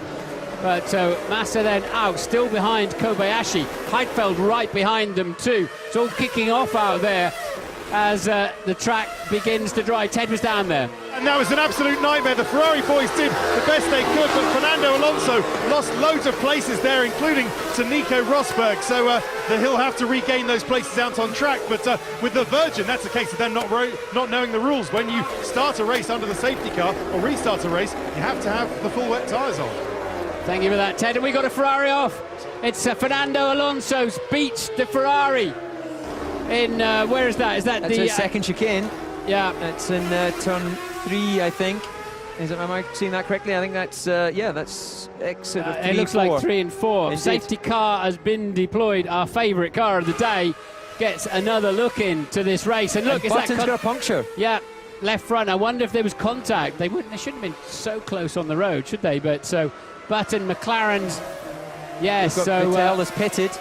I wonder then if Jenson Button and Fernando Alonso got together somewhere, and Vettel then again making the best of some free space at the front. It just all keeps falling into place, doesn't it, for Red Bull and Sebastian Vettel. A set of intermediates go on, and again, effectively, that was as sweet as you want. Cream and almonds, that was beautiful pit stop, and he's got out front. It just...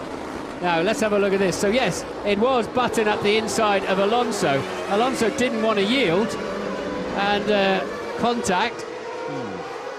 Well, that's Jenson's second contact of the afternoon, and we're going to see it now from behind the Mercedes. So Jenson up the inside of Fernando.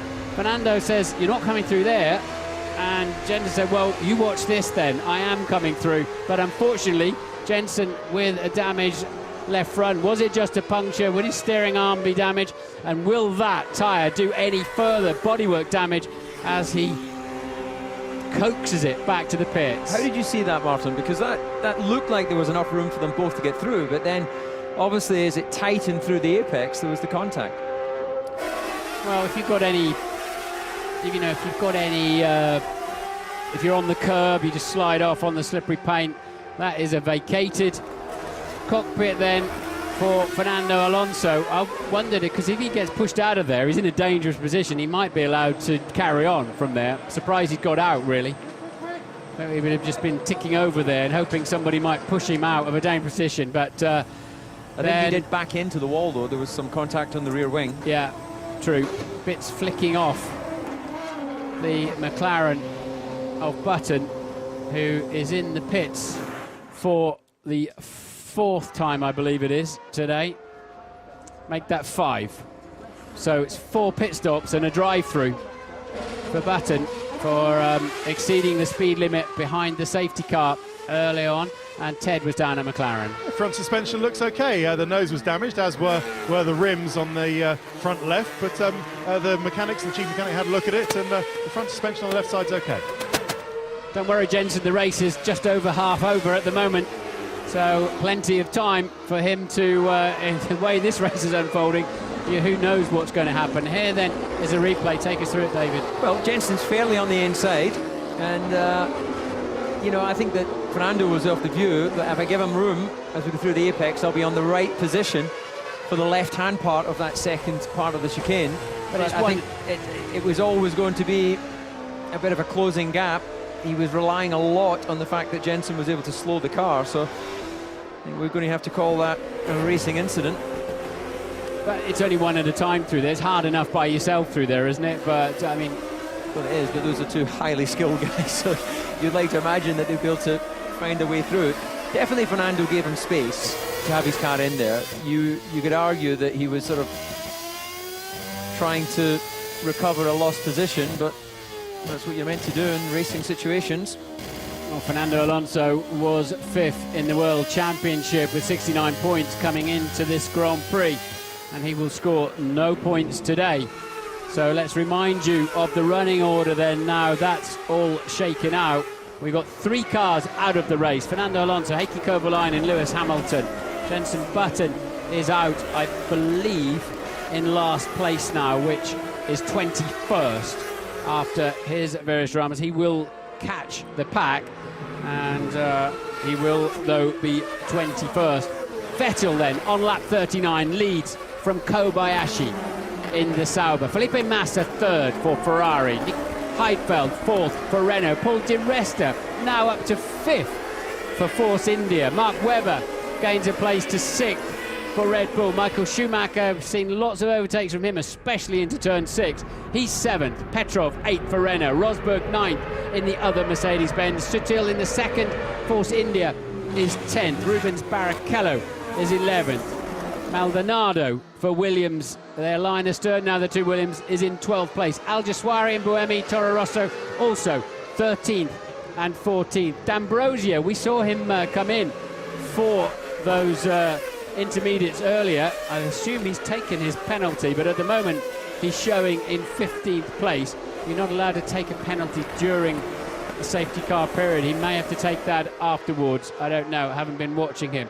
The incident is under investigation. We've got a replay going on here of cars Massa passing Heidfeld. Yeah, what was going on there? Heidfeld must have passed him on track. Yeah, but Massa was ahead of him, wasn't he, in the queue?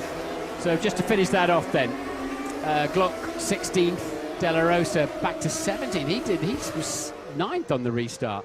Safety car will come in this lap. Jensen Button is... Well, of course, Jensen's restricted to this safety car speed now, isn't he? So he'll struggle to catch the pack too much, but he might be there for the time they get underway. So Jensen way out back at the moment.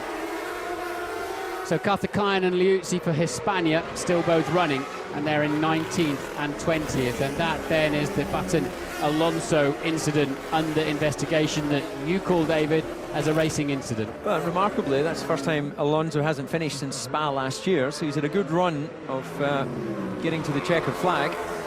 I think we need to look more closely at that. You know, we need a few more camera angles to see whether he was just closing, you know, he's just closing the door too much on Jensen. Because once he's committed, you know, Jensen had the inside line. He can't make his car disappear all of a sudden just because Fernando wants to keep ahead. I learned that lesson 2 weeks ago in Monaco when we saw different angles after the race of the Hamilton-Maldonado incident, and it looked completely different, didn't it? And Vettel bolts once more. Kobayashi asleep once more, but Massa is not. Massa's right with him. And to remind you, when they get to this safety car line, they can start doing some overtaking.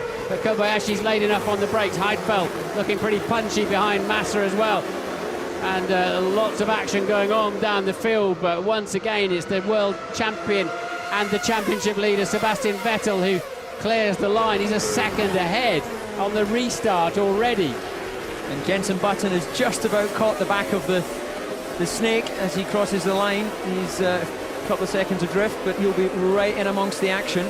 He'll be looking to pick off those two HRTs that are bringing up the rear. As if he, once again, Sebastian Vettel just seems to be able to ace those restarts every time. It says here that the track surface is slippery in sector 11. It looks pretty slippery in all the sectors to me, as Mark Webber then fends off the Schumacher move down into turn 6, and the old Rainmeister himself, Michael Schumacher, looking pretty handy this afternoon. Yeah, he'll be happy with the progress he's making. Currently in 7th place and running well offline under the bridge, looking for that area with least amount of rubber. Interesting that Mark Webber was absolutely on the normal racing line there, so why can he find grip there that Michael can? Paul di Resta defending against Mark Webber too. It's so easy to lose a front wing, isn't it, in these circumstances, or just lock a brake. You have to brake late into that hairpin, otherwise you'll be mugged. But Michael Schumacher dropped back a little bit there. Mark Webber in the slipstream of Paul di Resta.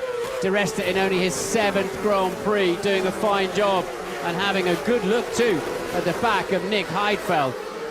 So Vettel will cross the line shortly into lap 42, and his lead is 1.5 seconds over Kobayashi. Massa 3rd, Heidfeld 4th, Di Resta 5th, Webber 6th, Schumacher 7th, Petrov 8th, Sutil 9th now, Maldonado 10th for Williams, his teammate Barrichello just behind him. Well, what's going to be interesting, just coming back to the Di Resta-Webber battle, is that Di Resta's top speed is about 4k quicker. Let me know about rear right pressure, puncture. Looks good at the moment still, Nico, still looks good. So there's been some contact. Nico's worrying if he's got a puncture. So he obviously did have an incident somewhere, but we're about to... Are we about to see? Is it contact with Sutil or something restart, on the... Yeah. Oh, what I was talking about earlier on, isn't it? How you can break your ring, your front wing, and that was behind the safety car. So now Rosberg then has got Barrichello for company. This is a replay. Barrichello taking the position. All going horribly wrong for Nico Rosberg. Well, it wasn't exactly going well for Adrian Sutil. You're going to lose your front wing end plate running into the back of a car. Webber wide, Webber well out of shape on the outside. Michael Schumacher then is turn 11. He just cruises past Mark Webber, too hot on the throttle. And Michael Schumacher takes over 6th place there from Mark Webber as Di Resta up the inside. Oh, damaged front wing. Paul, you've broken the front wing there. So Di Resta sort of half-heartedly left his front of his car in the action there, but surely that's going to give him horrible understeer. It is. Look at that, can barely get into turn 1. Yeah, well, the worst place for him to happen is just where he can't make the turn into the pit lane. He now has to do a full lap where he'll be losing chunks of time. So disappointment for Paul. Inexperience there, because there was a half-hearted move, wasn't there? It's like a half-hearted football tackle. You can't do it. You've either got to make it's the very move. wide in 5. He's got to be careful he doesn't get sucked out into the barrier there. So Schumacher and Webber go through, and he will get a new front wing when he gets to the pits. He's going to be mid-pack. That's, as you say, as long as he doesn't throw it in the barriers. Meanwhile, he's still fighting there with Petrov but he needs to be careful because under braking he'll have, look, he's locked his wheel. He'll have so much less grip under braking. So Di Resta holding sort of midfield station there then. Petrov's past him now. And now Mark Webber coming back and Michael Schumacher. So the incident between Button and Alonso will be investigated after the race. We're reading, and what a great fight going on there. Two old hands, Michael Schumacher, Mark Webber in challenging conditions. Kobayashi holding Massa off very nicely indeed. And a long line of cars into that final chicane. Plenty of grip. They're pulling a bit of lateral through there now, David. They've got some grip. And this, I'm afraid, was just clumsy from Paul. We'll give him credit where it's due, but that's not good driving. There's no point in taking that risk, in my view. That's one of the fastest points of the track. He's made his decision before braking to have a little sniff up the inside, and unfortunately, it was always going to be an ever-closing door. But it was a half-hour. You've got to slice past them, haven't you? Stop them turning in, and then make your turn into the corner. Well, that is true, but sometimes you've got to sort of position yourself where he's going to brake, it's wet, he will brake early, and I'm just going to brake that bit later. And you hope you sail down the inside and sort it all out before the apex. But we've got a drive-through penalty for car 14, which is Adrian Sutil, overtaking behind the safety car. Well, I didn't see the overtake behind the safety car, but I definitely saw him ramming Nico Rosberg under the safety car, so he was going for all the penalties. Nick Heidfeld then is about to have his mirrors full of Michael Schumacher and Mark Webber. Webber looking like, although he made that mistake at the hairpin to let Schumi through, that Red Bull doesn't appear to have great traction at any point in this race. Button's making his way back up to 15th at the moment from the back of the field. That's interesting. Mark Webber running offline. When we watch him through this last chicane, he's struggling for drive off the hairpin. He's struggling for drive off the last chicane relative to Michael Schumacher. It's almost as if they're overheating those intermediate tyres relative to the Mercedes. Well, I think that's a problem they've had. We've got so little knowledge about these tyres. They had a very wet test day in Barcelona. We had one practice session in Istanbul, and I think this is an adventure for everybody to see how far the tyres will go and what is the crossover point when you think about putting slicks on. And I think that's going to be a very, very difficult decision indeed. Fernando Alonso, he's wandering back to his garage. I'm surprised he's not swamped by team personnel or even our man Ted, who's down there on the pit lane. Yeah, well, I'm at McLaren. He's coming towards me. I don't know if he's going to shoot some dark looks in here or maybe come looking for a bit of afters. But at Mercedes... Oh, let's get him out of the way. As quick as you can get past him, then we'll get on Vettel.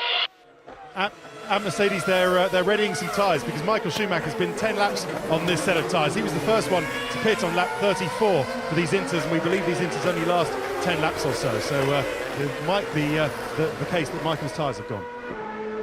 So the intermediates are beginning to overheat. The tread blocks move around, David, and then generate extra heat. It's a different type of rubber compound. Well, there's only 5 millimetres of tread depth on the intermediate tyre, but as Ted's just quite rightly said there, one of the projections that we've had from Pirelli and from the teams is as Michael Schumacher really hits the curb on the way into that last chicane, and he's in front of Heidfeld. So Michael Schumacher is the man on the move right now. He's going to be in 4th place at the end of this lap. With the new fastest lap of the Grand Prix on a 1:29.2, but remember in qualifying we were seeing times down in the 1:13s and 1:14, so we're still a long way away from a drive.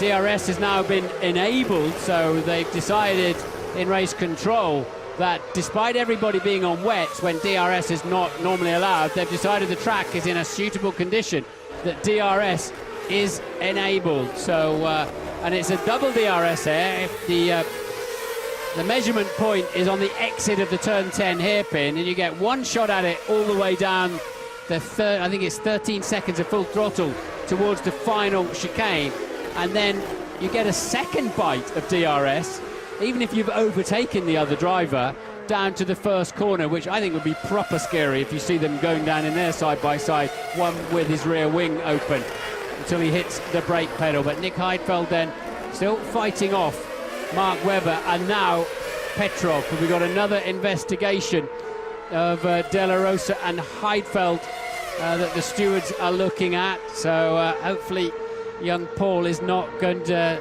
It's Paul di Resta and Heidfeld, actually. Yep. Yeah, and hopefully Heidfeld and De La Rosa... Di Resta, sorry, not going to get another drive through there. But it's Kobayashi then fighting off Massa, who's just been told to get on with it. Get him out, move him out of the way, was the exact instruction. Well, Massa's done the fastest lap of the race so far.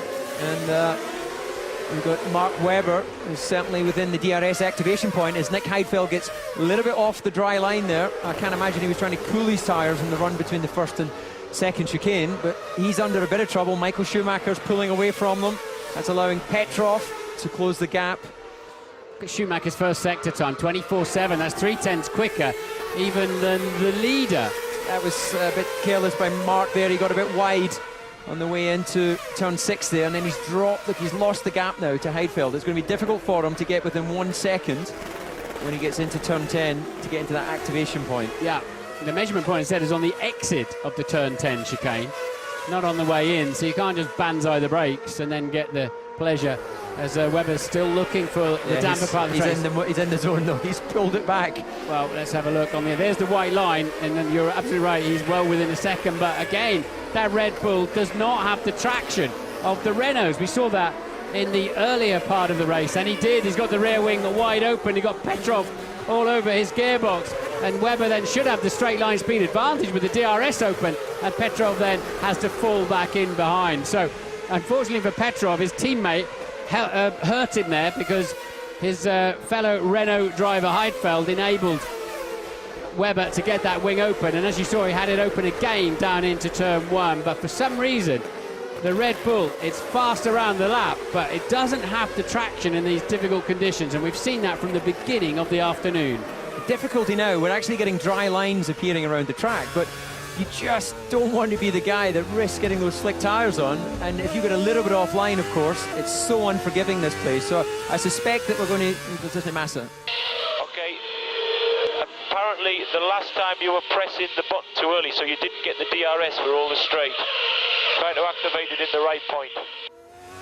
You're not allowed to pre-select the DRS, so you can't activate it until you've gone past the point that it's available to you. Schumacher's absolutely flying, just 10 seconds off the lead at the moment, but Vettel peerlessly out front, 5.5 seconds clear of Kobayashi, who's 1 second exactly clear of Felipe Massa, and the stewards are going to better cancel their planes home, I think, because they're going to be very busy tonight. There's Nico Rosberg and Adrian Sutil, for obviously Sutil presumably running into the back of him behind the safety car, and Webber having a look at the back of Heidfeld. Webber can use the DRS down the pit straight as well, but he's just nowhere near him in the traction zone. Again, look at the rear wing wide open. Webber cleaning his visor as well at 185 miles an hour, trying to spot the braking point for this tricky turn 1.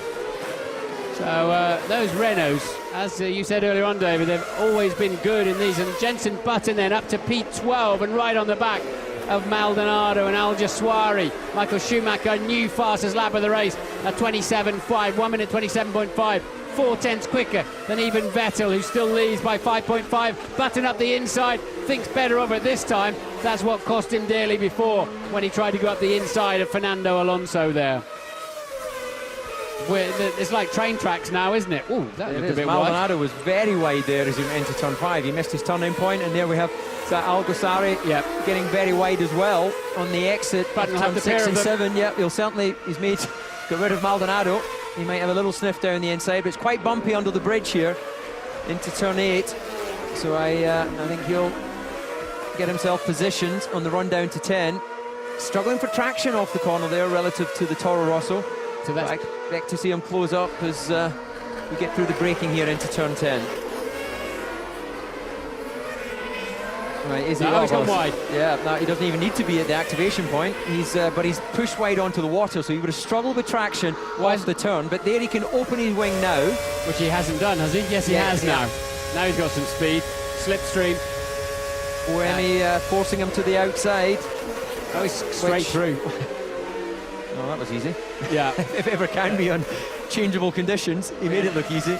And he gets that other hit, as you where Ali pointed out, and easily pulls away down into the first chicane. Michael Schumacher's been off the track at turn 8 and continued, so he's made a mistake. He's responded now with a new fastest first sector to try to recover some of that ground. Vettel leads on lap 50 by 6.2 seconds from Kobayashi, who's a mere 0.8 ahead of Felipe Massa. Schumacher 10.5 seconds off the lead now in 4th place after that error on the previous lap.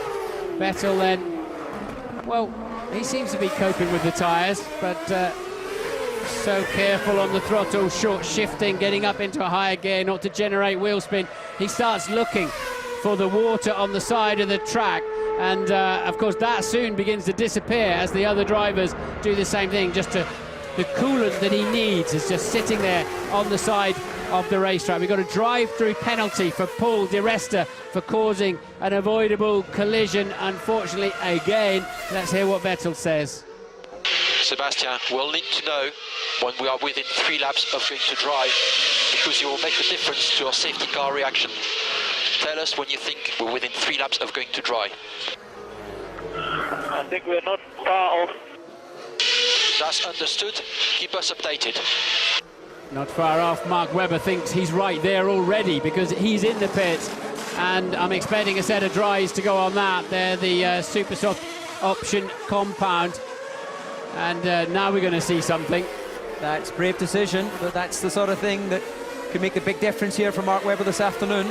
That's if he makes it to the racetrack. Fishtailing out of the pit lane. Ted.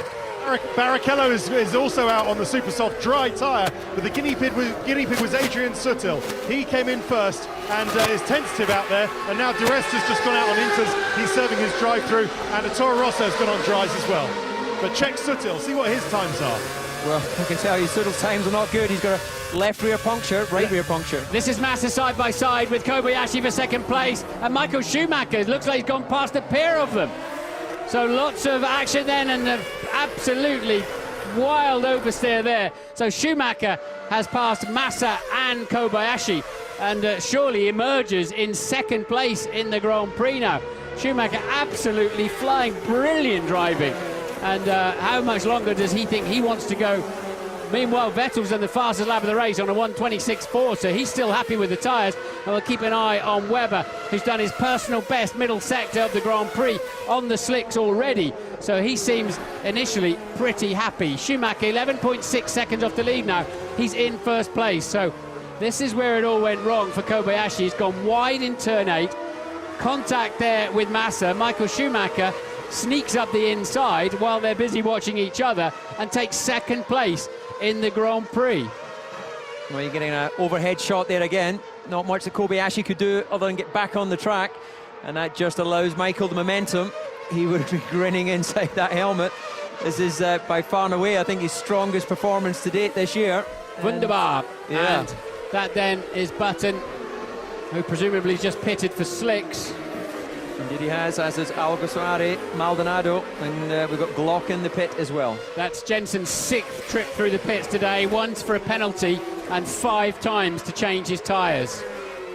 We've got Mark Webber, the first man who go on slicks, has now done his personal best in the first sector as well. It's only 4/10 away from the current fastest first sector, so I think we can expect all of the cars to be pitting now in this next lap. That's Sutil, I think, with left rear suspension damage. We saw while Ted was updating us from the pit lane. Michael Schumacher's in. Sorry, Martin, to shout over. We've got Felipe Massa in as well. You can see from our commentary box. Kobayashi's gone past. So that could well be costly for the Sauber driver. And look at this. Vettel's just done a 27.3. Kobayashi a 1:27.4. Red Bull has got a 13.6 second lead over Kobayashi as Michael Schumacher exits the pits. Still ahead of Felipe Massa. Well, they made us wait for this action, but it's pretty good. Now we're getting into it. Well, it is indeed, and Mark Webber has gone fastest in the middle sector, so it is absolutely clear, as we see Michael Schumacher and Felipe Massa struggling for traction out of the pit lane. Of course, they're having to run on wet track, losing temperature from the slick tyres. 1:24.6 for Webber. That's massively quicker than the leader. Vettel has to come in this lap. He has no option, surely. Schumacher then out on the slicks, now behind Rosberg, who's still on the intermediates, and the Hispania just either frightened off the road or getting out of the way there. Schumacher on a charge. He pitted from second place Petrov hasn't pitted. He's up in third at the moment. And Webber absolutely flying. Michael getting... And we got a damaged nose, front wing there on Felipe Massa as Mark Webber goes through and is setting fastest sector after fastest sector. Cars off all over the place as they're trying to find grip on their tyres. And so Felipe Massa's been in the wars with somebody or something rather firmer than the front, and the race leader pits then for a fresh set of super soft tyres. They do not have to use both compounds in this race now because it's been a wet race. That regulation falls away, so they can keep running the soft tyre till the end of the Grand Prix, if we ever get to the end of this Grand Prix. And we watch Heidfeld then coming down into the final corner, and it looks pretty certain that Mass has been in the wall, doesn't it, with that amount of damage. Well, here we are on the exit of turn 7, and he gets out onto the water, and of course on the slick tyres he's just aquaplaned. Yeah. And now he's having trying to get past an HRT. Yeah, zooming past, and he basically just bounds down the wall. Yeah. Well, meanwhile they changed the front wing. I'll tell you, there's some tasty action brewing between Mark Webber and Michael Schumacher. Mark was only 0.4 of a second behind Michael last time past, and there we are joining that action. So would he risk running off the line? Would these engineers tell him, be careful if you try and do an Alonso, sorry? Yeah. Button's done the fastest lap of the race, 1:22.7. That's still 10 seconds slower than pole position. They're still carrying a reasonable amount of fuel, probably a third of a tank of fuel, as we now once again get the battle between Michael Schumacher and Mark Webber.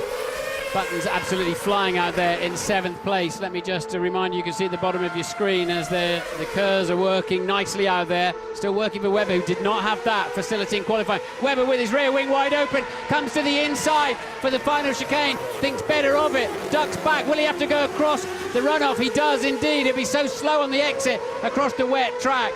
So Mark Webber then just getting a little bit too hot. Of course, you arrive a bit faster, David, with that wing open. You've got to brake slightly earlier. Well, he'll gain about 15 kilometres an hour, then he'll have the slipstream as well. But can't help but feel like he might have shot his bolt a bit too early there. You know, you've no point showing your hand to Michael. You either pass him or you stay in your, keep your car on line. So it'll be interesting to see. I expect he'll get back on Michael's gearbox pretty quickly. He is in the faster car in these dry conditions. Well, on the racing line, it's dry anyway. So we're on lap 55 of 70 then. Somehow we just got 15 laps to go. That's gone quickly, hasn't it? Vettel leads on his out lap was a 1:32, including that pit stop, but he had a 10.7 second lead over Michael then. That's about where it was before the pit stop phase. Webber up into 3rd.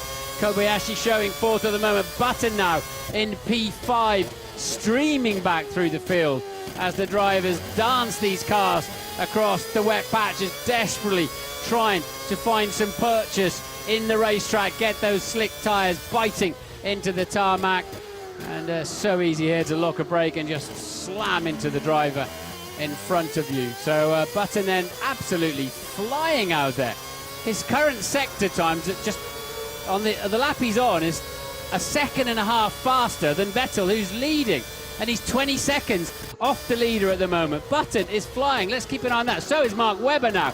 He's just 0.3 behind Michael Schumacher. Schumacher's closed the gap to Vettel by 2 seconds on that lap. Vettel extremely cautious on his first flying lap. The problem is now the damp patch is offline, David. Yeah, getting offline, as we've seen from Felipe Massa. Look, he's going to touch him. Tonkat, he's broken his front wing. It's like none of these guys know where their front wing is. Oh, right. There's a surprise. Yeah, thankfully there's plenty of runoff down there. As he parks it nicely out the way, so I don't expect any safety car unless there's some debris on the track. But yeah, it's a scary thing when you run over your own front wing, because you've got no brakes, no front wing, all at the same time. So it's Nick Heidfeld then. He got on the throttle. He got so much grip from that Renault in the slow corners. He just plain ran into the back of him as he was waiting for Kobayashi to pick the throttle up. It looks silly, but it's actually very easy to do, isn't it? I've done it myself. It is, and that was a little bit scary, but thankfully one of the areas in the track where there is a runoff area, he was able to go down. It'll be interesting to see if Kobayashi's got any damage to the rear of his car. Obviously massively frustrating for the Renault guys because they were looking for a good result here this weekend. But once again, we're back with a battle with Mark Webber and Michael Schumacher. But can he get offline to pull a pass? Look at Button catching them like crazy, though. He's P4 now. So Button then on a 20.2. He's 2 seconds quicker than the leader, Vettel. Bit of traffic ahead of him in with, I think it's D'Ambrosio in the Virgin, and Jensen's got to tiptoe so carefully off the racing line as they see the yellow flags there, and bits of it's so easy to pick up a puncture. Well, it is, and normally that would be enough for them to throw a safety car for fear of carbon things. And yes, we have. We've got a safety car out. I hope they've refueled that safety car in the meantime. It's done a lot of laps today, but I think that's a sensible move, actually, and because they really, have they picked up the leaders? No. The leader is down. Well, of course, this is interesting. This works beautifully, doesn't it? Because it just closes the pack up. Schumacher, Webber and Button, who are all lapping significantly faster than Sebastian Vettel, will now cruise up right behind him for yet another safety car restart. Ted. Well, it is good, Martin, as Jarno Trulli just comes out the pits on a new set of dry tyres, super soft dry tyres. But for Jenson Button, that's bad, because the reason he was going so quickly was because he was the first one onto this tyre, on lap 51, onto the dry tyre. That's why he had good heat in it. We've seen from qualifying why it takes so long for actually to get heat in. So Jenson was flying, as you say, and overtook Heidfeld. Vettel struggling to get temperature, but now that fight's been neutralised. Well, I still think Jensen will be quite... It was 13 seconds adrift of the leader, albeit catching at 2 seconds a lap. And a lot of that work's now going to be done for him as they pick their way through the debris. And all the sharp edges of the broken carbon fibre that gets sent up in the sky like confetti when it's broken up as it travelled underneath the Renault. As Heidfeld's Renault digested its own front wing.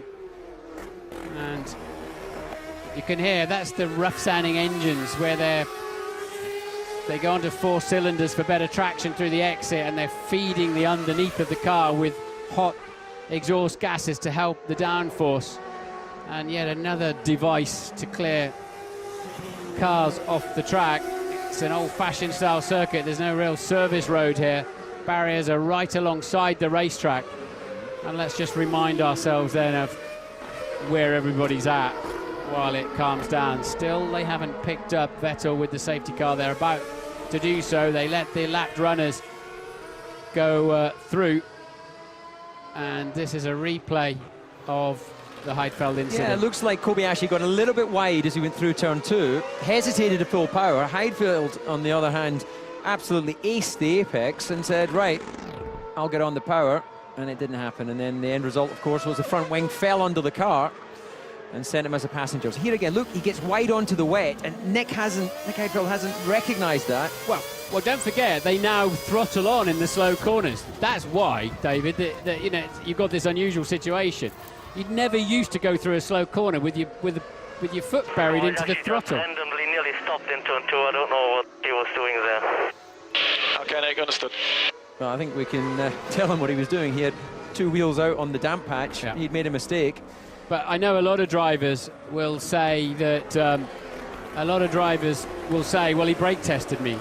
But we don't believe that the Sauber has the hot blown exhaust. They don't use that throttle on in the slow corner. I feel very sorry for Nick Heidfeld there, but because all he was trying to do was use the grip of his car. And we're on lap 59. Vettel leads from Schumacher, Webber 3rd, Button 4th, Kobayashi 5th, Petrov 6th. Barrichello now 7th. We've got a Marshall. That's not pretty, is it? You haven't rehearsed that. What's going on? He decided to not pick up anything. He got halfway out in the middle of the track. Where's all the brooms that were sweeping the water away an hour ago? Where were we? Button 4th, Kobayashi 5th, Petrov 6th, Barrichello 7th, Al-Jaswari 8th, Rosberg 9th, Maldonado 10th in the final points-paying position. Felipe Massa has recovered from that nose change up in 11th, Buemi 12th, De La Rosa 13th, Di Resta 14th after his various penalties.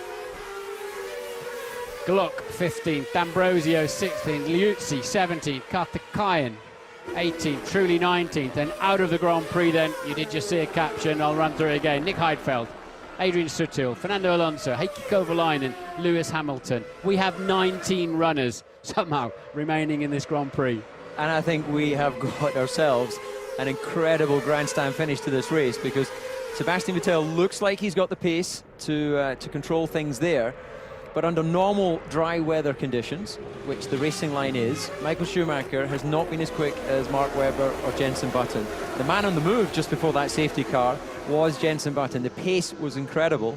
So does Sebastian Vettel have enough in hand to open out a little bit of a gap? Does Michael Schumacher have enough to keep it on the racing line and make it difficult for Mark Webber and Jenson Button? So Mark's in a situation where before he was the predator, he's now become the prey. I think it's the third time here that we've had 4 safety cars in this Grand Prix. I think 2007 was the last time, but we haven't finished yet. There's still plenty of debris about there, David, especially as that's an overtaking spot down into 3, although it's still a little bit damp out there. What is the, which version is that between Webber and Button? It's Glock. Is currently between. Yeah, and they don't get waved past now, do they? No. Like they used to. It took too long. They used to wave. I think it's possibly, safety car's in this lap. It's possibly still in the regulations, but they don't. How long did Vettel and the 2 cars in front been on slicks? Okay, Jenson Vettel put his slicks on 2 laps after us. Jenson Webber 1 lap before us. And I suppose Jenson was hoping that they put their tyres on several laps before him, but that's not the case. They're all on pretty much the same age of tyres. They won't have obviously hit them as hard as they would under normal dry conditions. Well, the man they used to call the new Schumacher, who has very much become the current Sebastian Vettel, fending off. He leads the restart for the 4th time this afternoon, fending off a man who must have been and remains a great hero to him, Michael Schumacher in 2nd place, and he's legged it again off the hairpin, which he likes to do. He's given the safety car enough of a margin. He wants to get down to that safety car line without Michael Schumacher. DRS is not enabled at this time. Schumacher down the outside there, and yellow flags waving for some reason, presumably because the safety car was still in range, but green flags now, and away they go. And we wait 2 laps then for the DRS to be enabled after a safety car restart. And Button has cleared the back marker, and Webber again all over the back of Michael Schumacher. This is going to be a titanic scrap, isn't it? But Vettel was being too cautious before on the slicks. He was out front, but they were catching him hand over fist. Michael with 2 wheels on the damp as he goes through turn 5. Well, he's got mirrors full of Mark Webber, and Mark Webber's soon to have a mirror full of Jenson Button. So as you say, Martin, these first 2 laps there'll be no DRS, so there's no special tools to give you that extra speed on the straight, so you're going to have to do it the old-fashioned way if you can pull the pass. Button's up in 4th place. He's been through the pit lane 6 times this afternoon. Somebody's going to have to sit him down at the end and just explain to him what on earth went on. But Webber so close to Michael Schumacher, but gets on the brakes earlier. Schumacher very late on the brakes there. And Jenson Button surely would have smelled a bit of an opportunity there with Webber braking so early. Yeah, but it's damp on the inside, so he knows he's got 9 laps left. He doesn't need to go risking it on this lap. No DRS yet until we've had 2 laps of the restart. Not enabled. Schumacher surely driving the best race since his comeback. Fending off now Webber and Button as they cross the line. Vettel's pulled out a 2.2 second lead as these 3 are busy watching each other. Yeah, this seems to be that Michael has really good drive off the corners. He may not be quite as quick in the turns. You see Mark Webber there, just actually going against what I was saying on the run out of turn 2. But crucially, at the latter part of the lap, where the DRS activation point is, that down at turn 10, Michael Schumacher seems to be able to get off that turn well. But the real issue now is Mark Webber has got Jenson Button all over the back of him. It's going to be a damn dear move, isn't it, on the damp stuff for somebody to have a go, but it's really hard to stay in the train tracks, the narrow, dry line, when you're so close behind another driver. Well, that's it. You run the car out right to the edge of that damp patch, but you just don't want to touch, even by 10 millimetres, because you know it's going to suck you into it, and then your history. Look at the amount of water off the racing line. There's Corinna Schumacher, Michael's wife. She doesn't want to be watched. She wants to watch the television. Is this going to be the dream that everyone imagined when Michael Schumacher made his comeback, that he'd be up on podiums? 8 laps to go as they start this new lap. Michael Schumacher then, he so badly wants a comeback podium, doesn't he, to justify his decision. And the yellow flags are waving. What's going on in turns 1 or 2? Not see anything at the moment. Presumably somebody's just spun and recovered. Yellows are still out. Now they've got green. Well, there's something in the background in turn 2. We can see some activity from the marshals, but not enough for the director to get onto it. Car 12 has stopped in there, which is Maldonado. Okay. Maldonado has stopped somewhere, having just pitted actually in the first part of the lap. Schumacher's now 3 seconds behind Vettel. Vettel got on with it on this restart, and it's now, I think, a question of which two of these three are going to be. Oh, look at that, it's so wide, but there's enough grip out there. Schumacher really ringing it out. He is, he was extremely wide there, but also Mark Webber, and it looked like he had to get out of the power slightly on the run down to turn 10. And you've got to say, yeah, DRS is active. So now we're going to see how effective it is. Remember, it's 2 straights here, from the hairpin down to the final chicane, and again all the way down into the first corner. And Michael Schumacher is a sitting target. Look at the difference he's making. Webber goes down the outside. He's locked his left front. Can he get through the... Well, he's going to have to give that position back. He'll have to allow Michael back past. But look at Jenson Button's got DRS, presumably. Yes, he will have it because he was close behind, but Button then, Webber must give that place back, I would say, otherwise he'll get a penalty. He surely gained the place by, as they clear Maldonado's Williams away. And there he goes, but he's got to not let Button through at the same time. Can he do that? Can he measure it? He can! He did. This is great stuff. Clever driving and thinking there by Mark Webber, and we start again. And if he can get anywhere near Michael, he gets the bonus of the DRS yet again. Indeed, and that's exactly what Jenson Button should have done, if we remember way back to Melbourne, the first Grand Prix, when he passed Felipe Massa. Don't take the risk, just give the place back and worry about it later. Michael definitely got some good drive out of that corner, hasn't he? Oh, he's so brave running out onto that damp patch, and look at the gap it gives him on the run down to turn 10. And crucially, he needs that 1 second window. Mark's now shown his colours. He knows that he can get down the outside, but is he in the activation point? Let's see, we can see the white line there on the screen, and his wing pops open, and presumably Jenson Button's as well. Yeah, watch the closing speeds. Those two in the slipstream, and well, we saw Michael, was it last year, where he just knocked the front wing? Mark Webber misses the corner again. Oh, he's nearly lost it. Webber nearly loses it, and Button sails past him, somehow finding enough grip. So Mark Webber pushing his luck. Yellow flags waving in turn 1, but Button had the move done well before then. Webber drops back to 4th place. Vettel leads Schumacher by 3.8 from now Jenson Button. So Webber got in too hot, took to the escape road, did not gain a place, but nearly dropped it through the exit. And Jenson said, I'll have some of that, thank you, I'm out of here.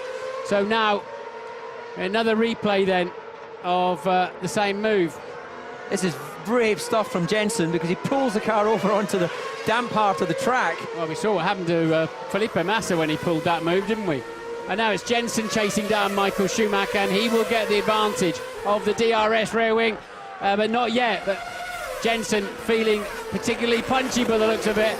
If he's within 1 second as he exits this corner across that line now, he gets the advantage of the rear wing, and it will pop open when they go over this next line.